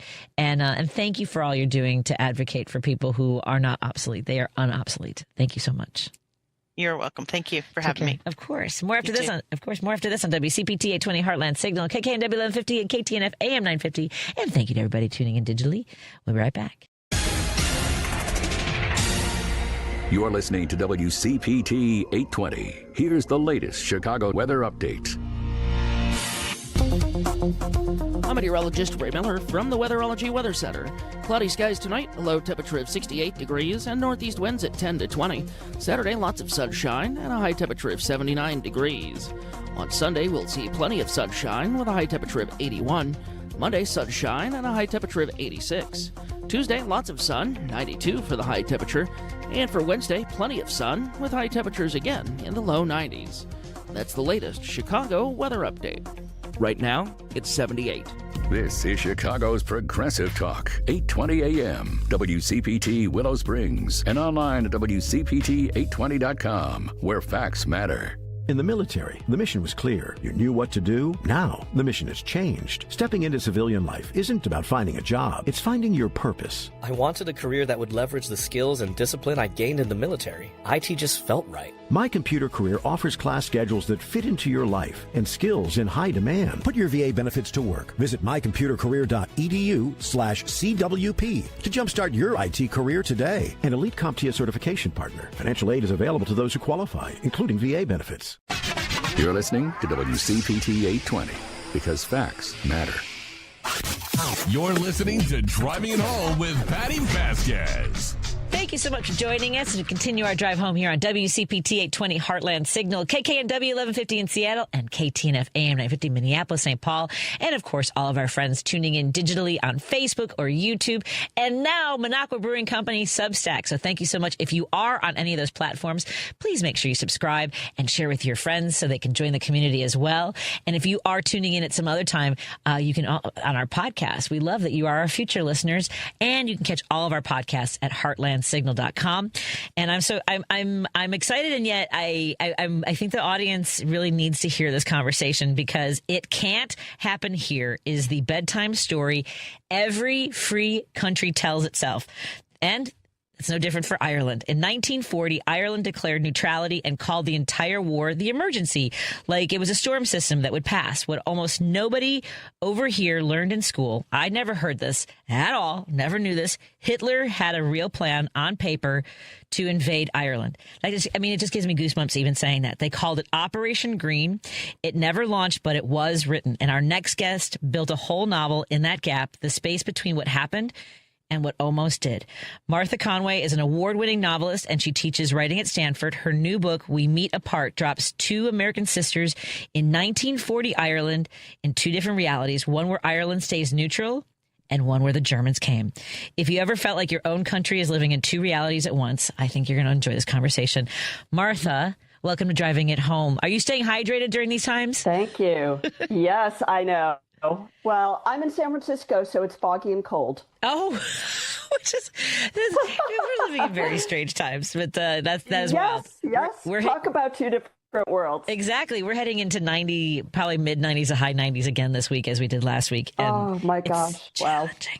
Yes. Yeah, that's hot. That's hot. And at a time when, we're talking a lot about what history matters, whose story should be told. This is history that nobody taught us. So most Americans have no idea Ireland sat out World War II, or that Hitler had a plan to invade it anyway. So tell us how they approached it, the emergency, and what was Operation Green. Yeah, it was kind of interesting from the Irish side. they had been living under English rule for 800 years. England had come and taken over Ireland. And Ireland had only very recently, gotten their independence. Like literally, it was about 20 years before World War II began. So there was a lot of animosity towards the English, as you can imagine. The Irish did not feel like many Irish felt like they did not really want to fight alongside their English oppressors. So they sat out the war. Also, they didn't really have an army or anything like that. However, they were very afraid always of being invaded. Every country was, right, at that time. And in fact, as you said, Germany did have a plan to invade Ireland called Operation Green. And this was one idea they had of getting to England. They would conquer Ireland and then from there go to England, conquer England. Oh my God! And so tell us. So what prevented that? Was it how far along into the war were those plans written? And what was the time? Do we have an idea of what that timeline looked like? Yeah, they had this idea that they were going to do it after they conquered France. They would first conquer France, which of course they did, and then they would go to Ireland from there, and that they would use French boats. That was the idea. Now, I told this, and when they got to France, they found that the French didn't have any boats. And there's this whole idea that France was ill prepared for the war. And I thought that that was just part of it. They didn't have any boats. But when I told this story to my 100-year-old father, he never fought in World War II, but he was in training as a pilot when the war ended. He said, yes, that's right, because Churchill bombed the French fleet. The French fleet was in the Mediterranean. Churchill said, we don't want this to fall into the hands of the German, the Nazi party. So please scuttle your ships. Is that the right word? Scuttle? Yeah, sounds right. Sink your ships. Okay. And the French wouldn't do it. And so Churchill bombed the entire French fleet. So there were actually no boats for the Nazis to take to go to Ireland. Thank God. Oh my God. Well, it's a mixed bag because there were French soldiers on board.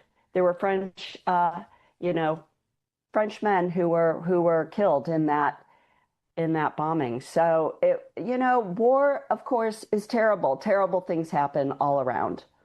Wow. And here's the thing, with Ireland not wanting to get involved, and people hear neutral and they think of, a country that's going to sit the war out quietly. Obviously, Churchill had a lot of different, let's say, plates spinning when it came to, as you mentioned, neutralizing the ships with France and things like that. So what did happen in Ireland as far as were there ever, I don't think we even know if it was attacked or if it was just completely ignored until part of this plan. And what did neutrality actually cost the Irish? Yeah, it was a tightrope. It was definitely a tightrope. And the Taoiseach, who is the prime minister, Eamon de Valera, he was very careful to have a complete blackout of information. That's what he was trying to do because he so much didn't want Hitler to use any excuse to invade, which is smart in some ways. But they did get bombed a couple of times by the Germans, and the Germans said it was a mistake. Who knows if it was a mistake or not? It's a whole island. How do you accidentally? It's not. Yeah. What? Yeah. Okay. Exactly. Yeah. So they did get bombed a couple of times. The North, of course, they were still part of the UK, and they fought alongside the English. But the South, they actually, in some ways, fared better than some other places because they still had food, they still had cattle, they still had dairy. And so sometimes the English would come into Ireland, the Republic of Ireland, just to get a good meal. Yeah, well, and that is just wild. And so civilians did die, though, in Ireland when they were bombed. Yes. I mean, yes. What was the reaction amongst the Irish in that regards? Oh, they were incensed. They were incensed. And they even burnt a huge, they had a hillside that had EIRE, which is Ireland, IRA, burnt onto the hillside that could be seen from an airplane to remind Germany, hey, don't bomb us. We're neutral. This is the South. We're neutral. Don't bomb us. Wow. They were worried. Yeah, no kid. I would imagine. So, you've said that in other conversations that the book clicked into place when you learned Germany really had a detailed invasion plan.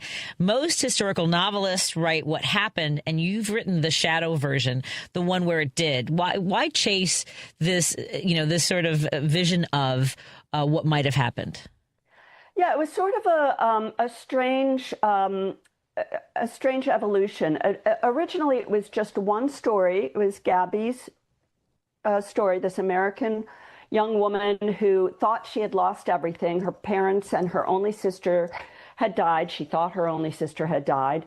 And it was Ireland as it really was. Somebody who was a country that was trying desperately to stay out of the war, but always very afraid. And eventually I started to read about this plan of invasion, and I thought that might be kind of fun to write about, like what would have happened if.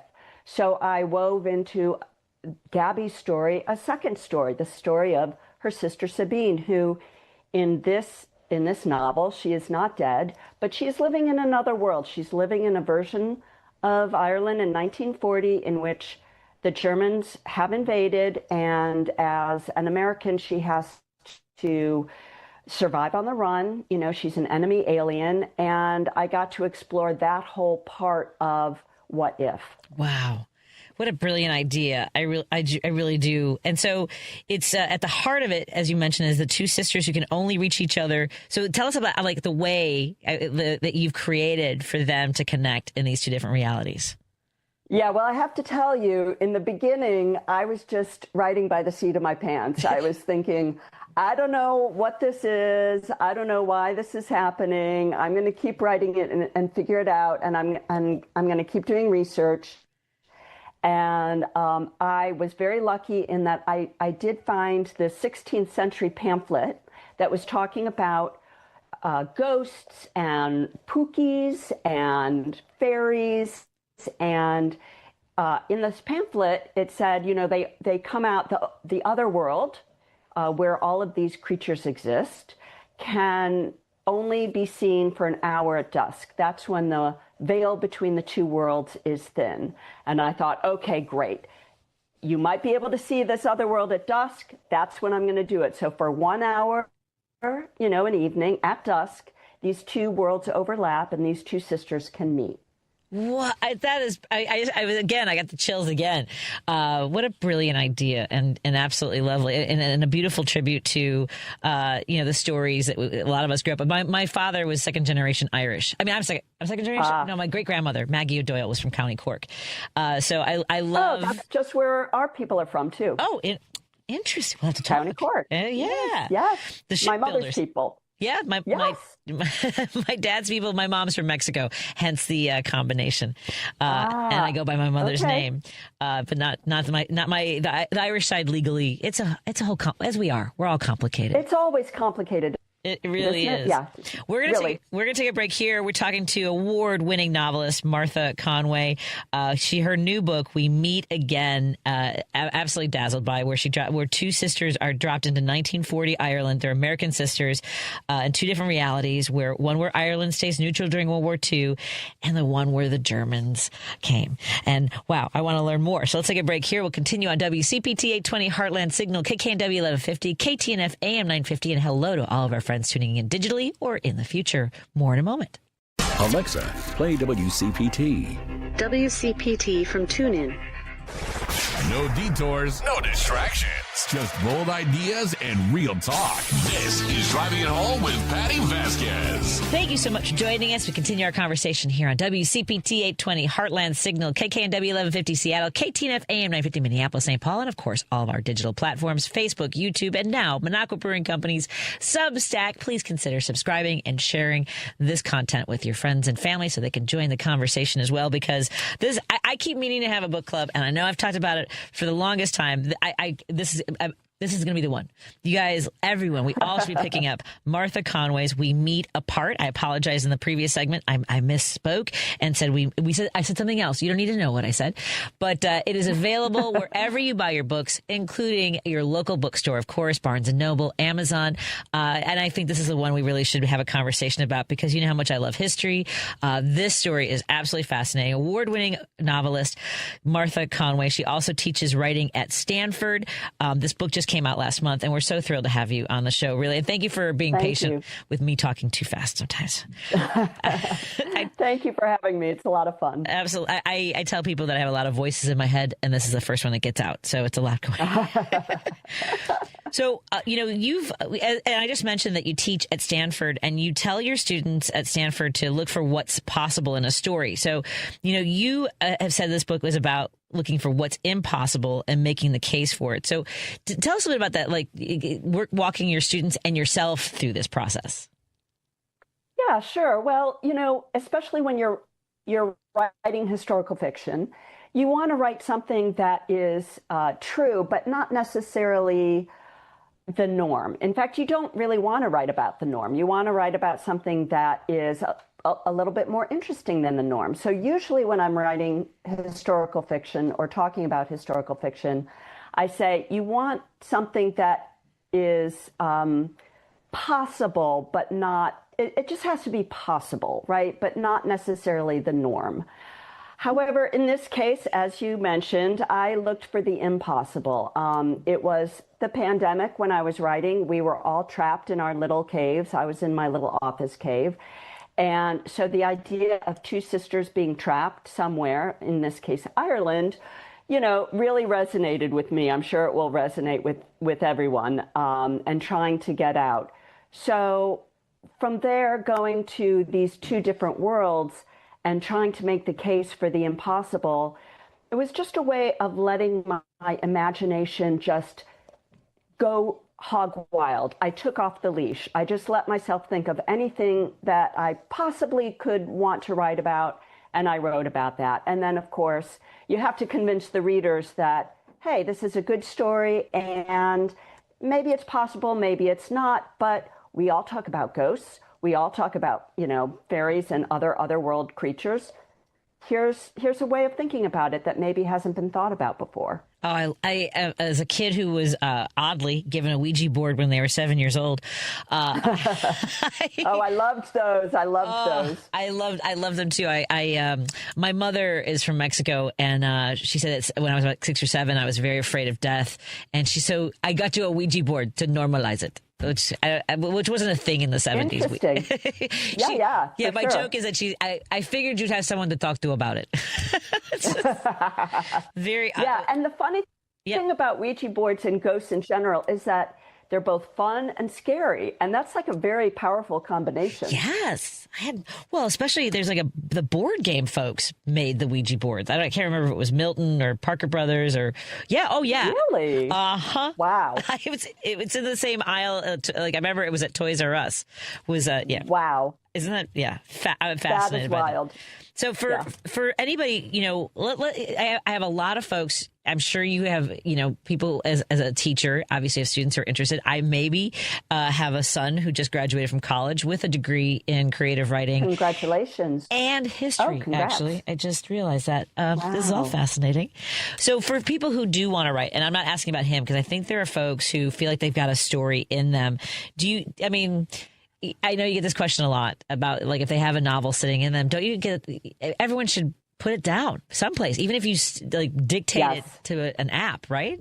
Yes, absolutely. I feel like following your creativity, especially in times like these, is the best thing that you can do for yourself and the world. Put something positive out there, and what I would say is just start writing or just start dictating, whatever it is. See what comes out. And, go from there. When I start writing, I have one question that I say to myself, what does my character want? And then the second question is, does she get it in the end? And then I build up a lot of obstacles so that it's hard. It's usually a her. It's hard for her to get it in the end, but not impossible. I like happy endings. I like mixed endings. I'm not going to say that every character gets exactly what they want, because they don't, but they get something. I always want them to get something that maybe they didn't even know that they wanted or needed. So that's the thing that I tell my students. I think that's such a great way to put it. I was just thinking, about the work that you've done in this. And again, folks, this is the genesis of this is Martha learning that Ireland, while neutral during World War II, Hitler had a plan to invade, and this is what would have happened if they had. There's two realities, so one of my favorite World War II books is by Marge Piercy, Gone to Soldiers. I don't know if you've ever read that one, and it was I have not, but I love Marge Piercy. Oh, so good. And I did not, that was where I learned, and I read this in college and I was already in the history program, but I didn't know that there are like all these women that were in the military, the WASPs, the Waves, the WACs. And it was a whole world. And then when A League of Their Own came out, I mean, I think there was like more of that. Tell us a little bit about like writing about heroines who, the heroines get what they want. Like, let's say in League of Their Own, right? Dottie, she and all of them, right? They all get what they want. They get to play the big game. Gina Davis comes back, but like the Waves, the WACs, the WASPs, they were all told to go home once they got what they wanted, kind of. So tell us a little about that sort of through line. Yes, yeah, that's a really interesting thing. With every war, strangely, women's rights move up a little bit, and they get a little bit more because the men are all gone than they had gotten previous to the war. And then, as you say, the men come back, but that movement has happened. And even though they get pushed back somewhat, they've still moved they've moved the needle a little bit further. So in this weird sort of way, war, which is devastating for men back then when there was only men in the military, for women, they get a little bit more than they had before. So I always find that fascinating about war. In my particular novel, the two sisters mainly are processing their own grief. So they think that their only sibling and both their parents have died, and that both their parents have died. So they are processing grief in two different ways. And just to your point, I think that women who, like in A League of Their Own, they're doing something for themselves during wartime, but it kind of comes with a cost, right? Not just what happens to them later, which is they have to go back to the world before they got to play baseball, but also there's a little bit of guilt, I think, that the rest of the world is at war and they're doing this fun thing that they love. That's a really, I haven't even thought about that part too. And there's also, this, when we talk about there's, your heroines get what they want, but it comes at a cost. I think that's true in so many spaces. If a woman wants to exert herself or express herself, the idea, I don't know if you ever get this, but people tell me that I'm intimidating, and I do love the memes. I'm not intimidating. You are intimidated. But the cost of that is sort of having to walk through the world of that balance, of like, do I try to be more attractive? If I dress down, do I not? There is a cost every single day for us, isn't there? Yeah, there totally is. And the only way is to put on blinders, because I think for so many of us, we take in the world, right? So we take in those haters and their comments, and we feel it. And that's a good thing, but it doesn't help us move forward. So sometimes you just have to put on the blinders, know that the haters are out there, and just move forward with what you're doing anyway, and try your best to set it aside what other people think. And it's difficult, and talking about new writers, as we were talking about before, especially have to do that because writing is a vulnerable thing, but it's important. It's important to express yourself, and it's important to be creative. I agree completely. Well, speaking of which, a writing career or launching one, I haven't had a chance to ask you a little bit about yourself. Where'd you grow up, my friend? I grew up in Cleveland, Ohio. Yeah. My dad and my sister still live there. And then I went back east to college, as they say. Like, to me, it's not back east. It's just east. Mm-hmm. Then I moved out to California, and I've been here ever since. Wow. Where'd you go to school? Back east? Oh, Vassar. I went to Vassar. Yeah. Oh. And then a bunch of my buddies moved to Berkeley, California, and I followed them. And then eventually I made my way across the bridge to San Francisco, and I just love it here. When my son was looking at schools, I took him on the East Coast and the West Coast. We had a whole plan of, we did small college, big town, big college, small, all the variations. Yes. Stanford, I had never been there. Holy moly. I mean, even just that drive down that's... I know. It's crazy. I don't know if I should say this, but I sometimes think of those Star Trek worlds where everything is so beautiful and manicured on the surface, and then there's some horrible thing going on. Yes. Nothing horrible is going on in Stanford. Let me say that I know of.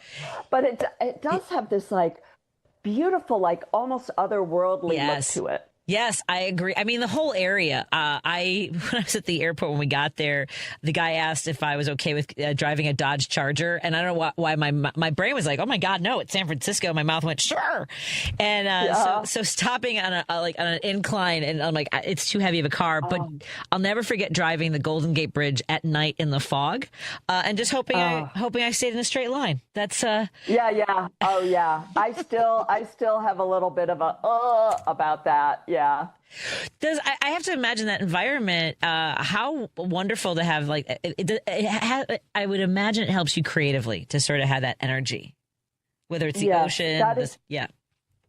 That is very true. And in fact, when I get stuck in my writing, the thing that my go-to thing is to go down to the ocean. They have a beautiful bicycle path that you can walk, and I just walk it until I think of how to get myself out of whatever bind I'm in, and it always works. Wow. That's the crazy thing. I always get ideas just walking by the ocean.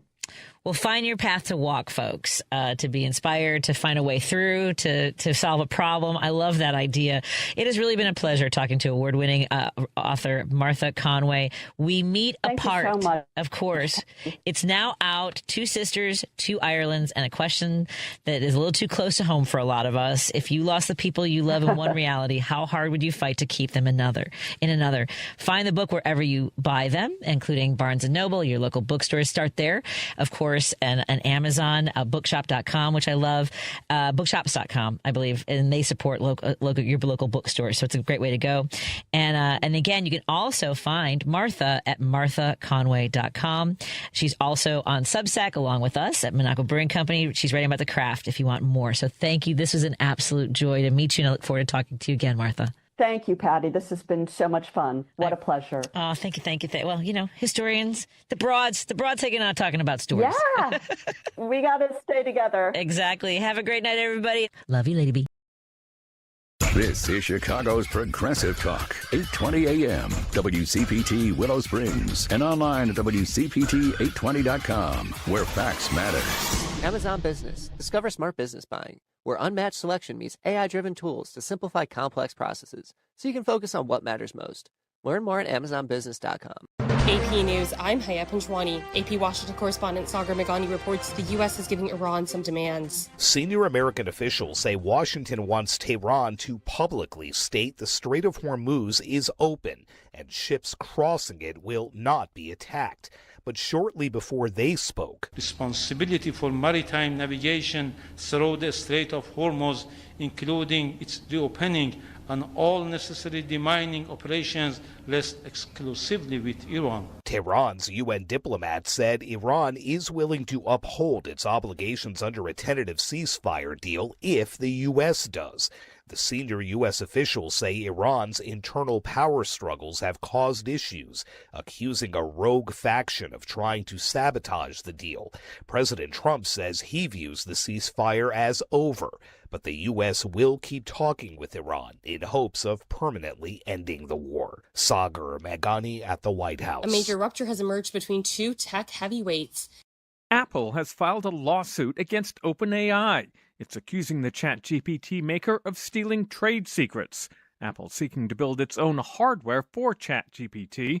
But in the suit filed in a federal court in California, Apple says the theft is part of a coordinated pattern of misconduct by OpenAI at an institutional level. 2 former Apple employees who now work for OpenAI are also named as defendants.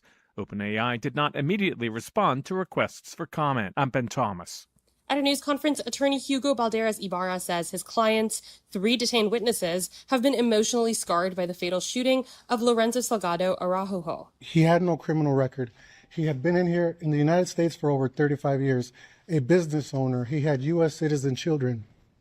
His only crime was that he fit the description of another man that they were looking for. This is AP News.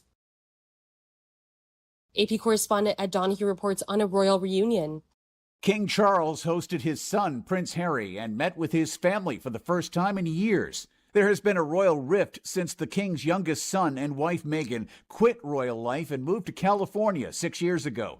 Harry, Meghan, Prince Archie, and Princess Lilibet got together with the king and Queen Camilla at Highgrove House, a country estate outside London. Harry is in Britain for a number of charity events, including the Invictus Games. Invictus has never just been about belonging to a team.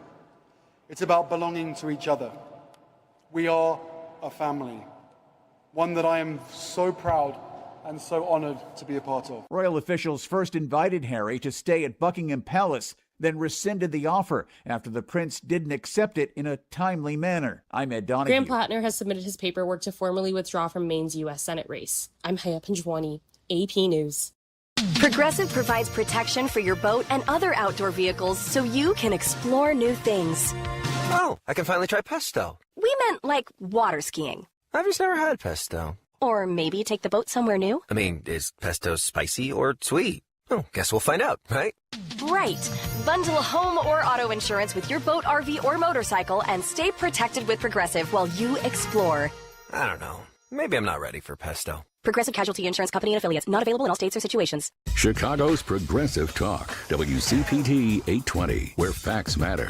Welcome to the bar. It's political. Step up to the bar. Thinking critical. You'll think at the bar, wherever you are, the politics bar. With Sean Smith, Pierce, and Jody Hamilton. Hey, Jody! Guess what day it is? Friday. It is both Friday and Friday. It is very specifically Friday. If you are subscribed, you know, and if you are not, you should. Darth knows. I don't know why you don't. Look, thank you to everybody who is joining us here at the Politics Bar. We got a lot of politics to talk about. Yes, Donald Trump is trying to attack democracy again, although he may have ended up punching himself in the crotch. We'll talk about that. Look, we'll talk about it. We can have different opinions and still, it's fine. Look, it's a bar. Everybody can have their own opinion. That's part of the reason we hang out here. And, look. Everybody's got an a-hole. Exactly. Just that's where the I is. So. That's one way to put it. That's how we said it yesterday. Thanks to everybody who is joining us from our great radio affiliates, whether you are listening to WCPT AM 820 in Chicago or AM 950 in Minneapolis, St. Paul. Maybe you are listening on Georgia Now Radio in the Atlanta or greater Georgia area, or maybe you're listening to the Detour Talk in Tennessee or Progressive Voices Radio worldwide, wherever you happen to be, or maybe you are one of our wonderful future people. We keep having more and more of them out there. And thank you, Tom Schaefer. Exactly. Give you a little bit of a ding and a clap there, Tom. Thank you for getting out there. And look, it's great of you guys to promote that you come and hang out with us at the Politics Bar. We appreciate it. That's why we say you can go to the Politics Bar store and wear your shirts. You do it online with, hey, have you seen this? And you repost the stuff we post. We appreciate everybody's been doing that this week. So we do very much so. I am definitely ready for the drink of the day, but we will do that a little bit later. I also like to have. I did you see that list, by the way, that we got sent from our friend JNT about the Minnesota State Fair? I did, but I couldn't eat this morning because I had to get blood done. Oh, right. No. We'll definitely talk about it as the Minnesota State Fair gets closer. There's a lot of stuff there that's going to be out there that's very, very good. I started reading it and I got hungry. Oh, and then you couldn't eat because you had to do. Oh, I apologize. JNT, apologize to her when you get a chance, but I had a lot of water. That's fine. It's fine. But it's a good list. We'll get into that a little bit later. We aim to help our friends. The not so great state fair here in DC is pretty much done now. It's done tonight, correct? I believe it's already, by the time you're listening to this, I think it's already done. I mean, I'm assuming, if I remember By right, like I think 8 it closed, o'clock, 9 o'clock. Yeah, I think Eastern. some of the stuff closed at 5 and some of it closed at like 8 or 9. So I mean, it all depends on when you're listening, but it's done. It's done. That's okay.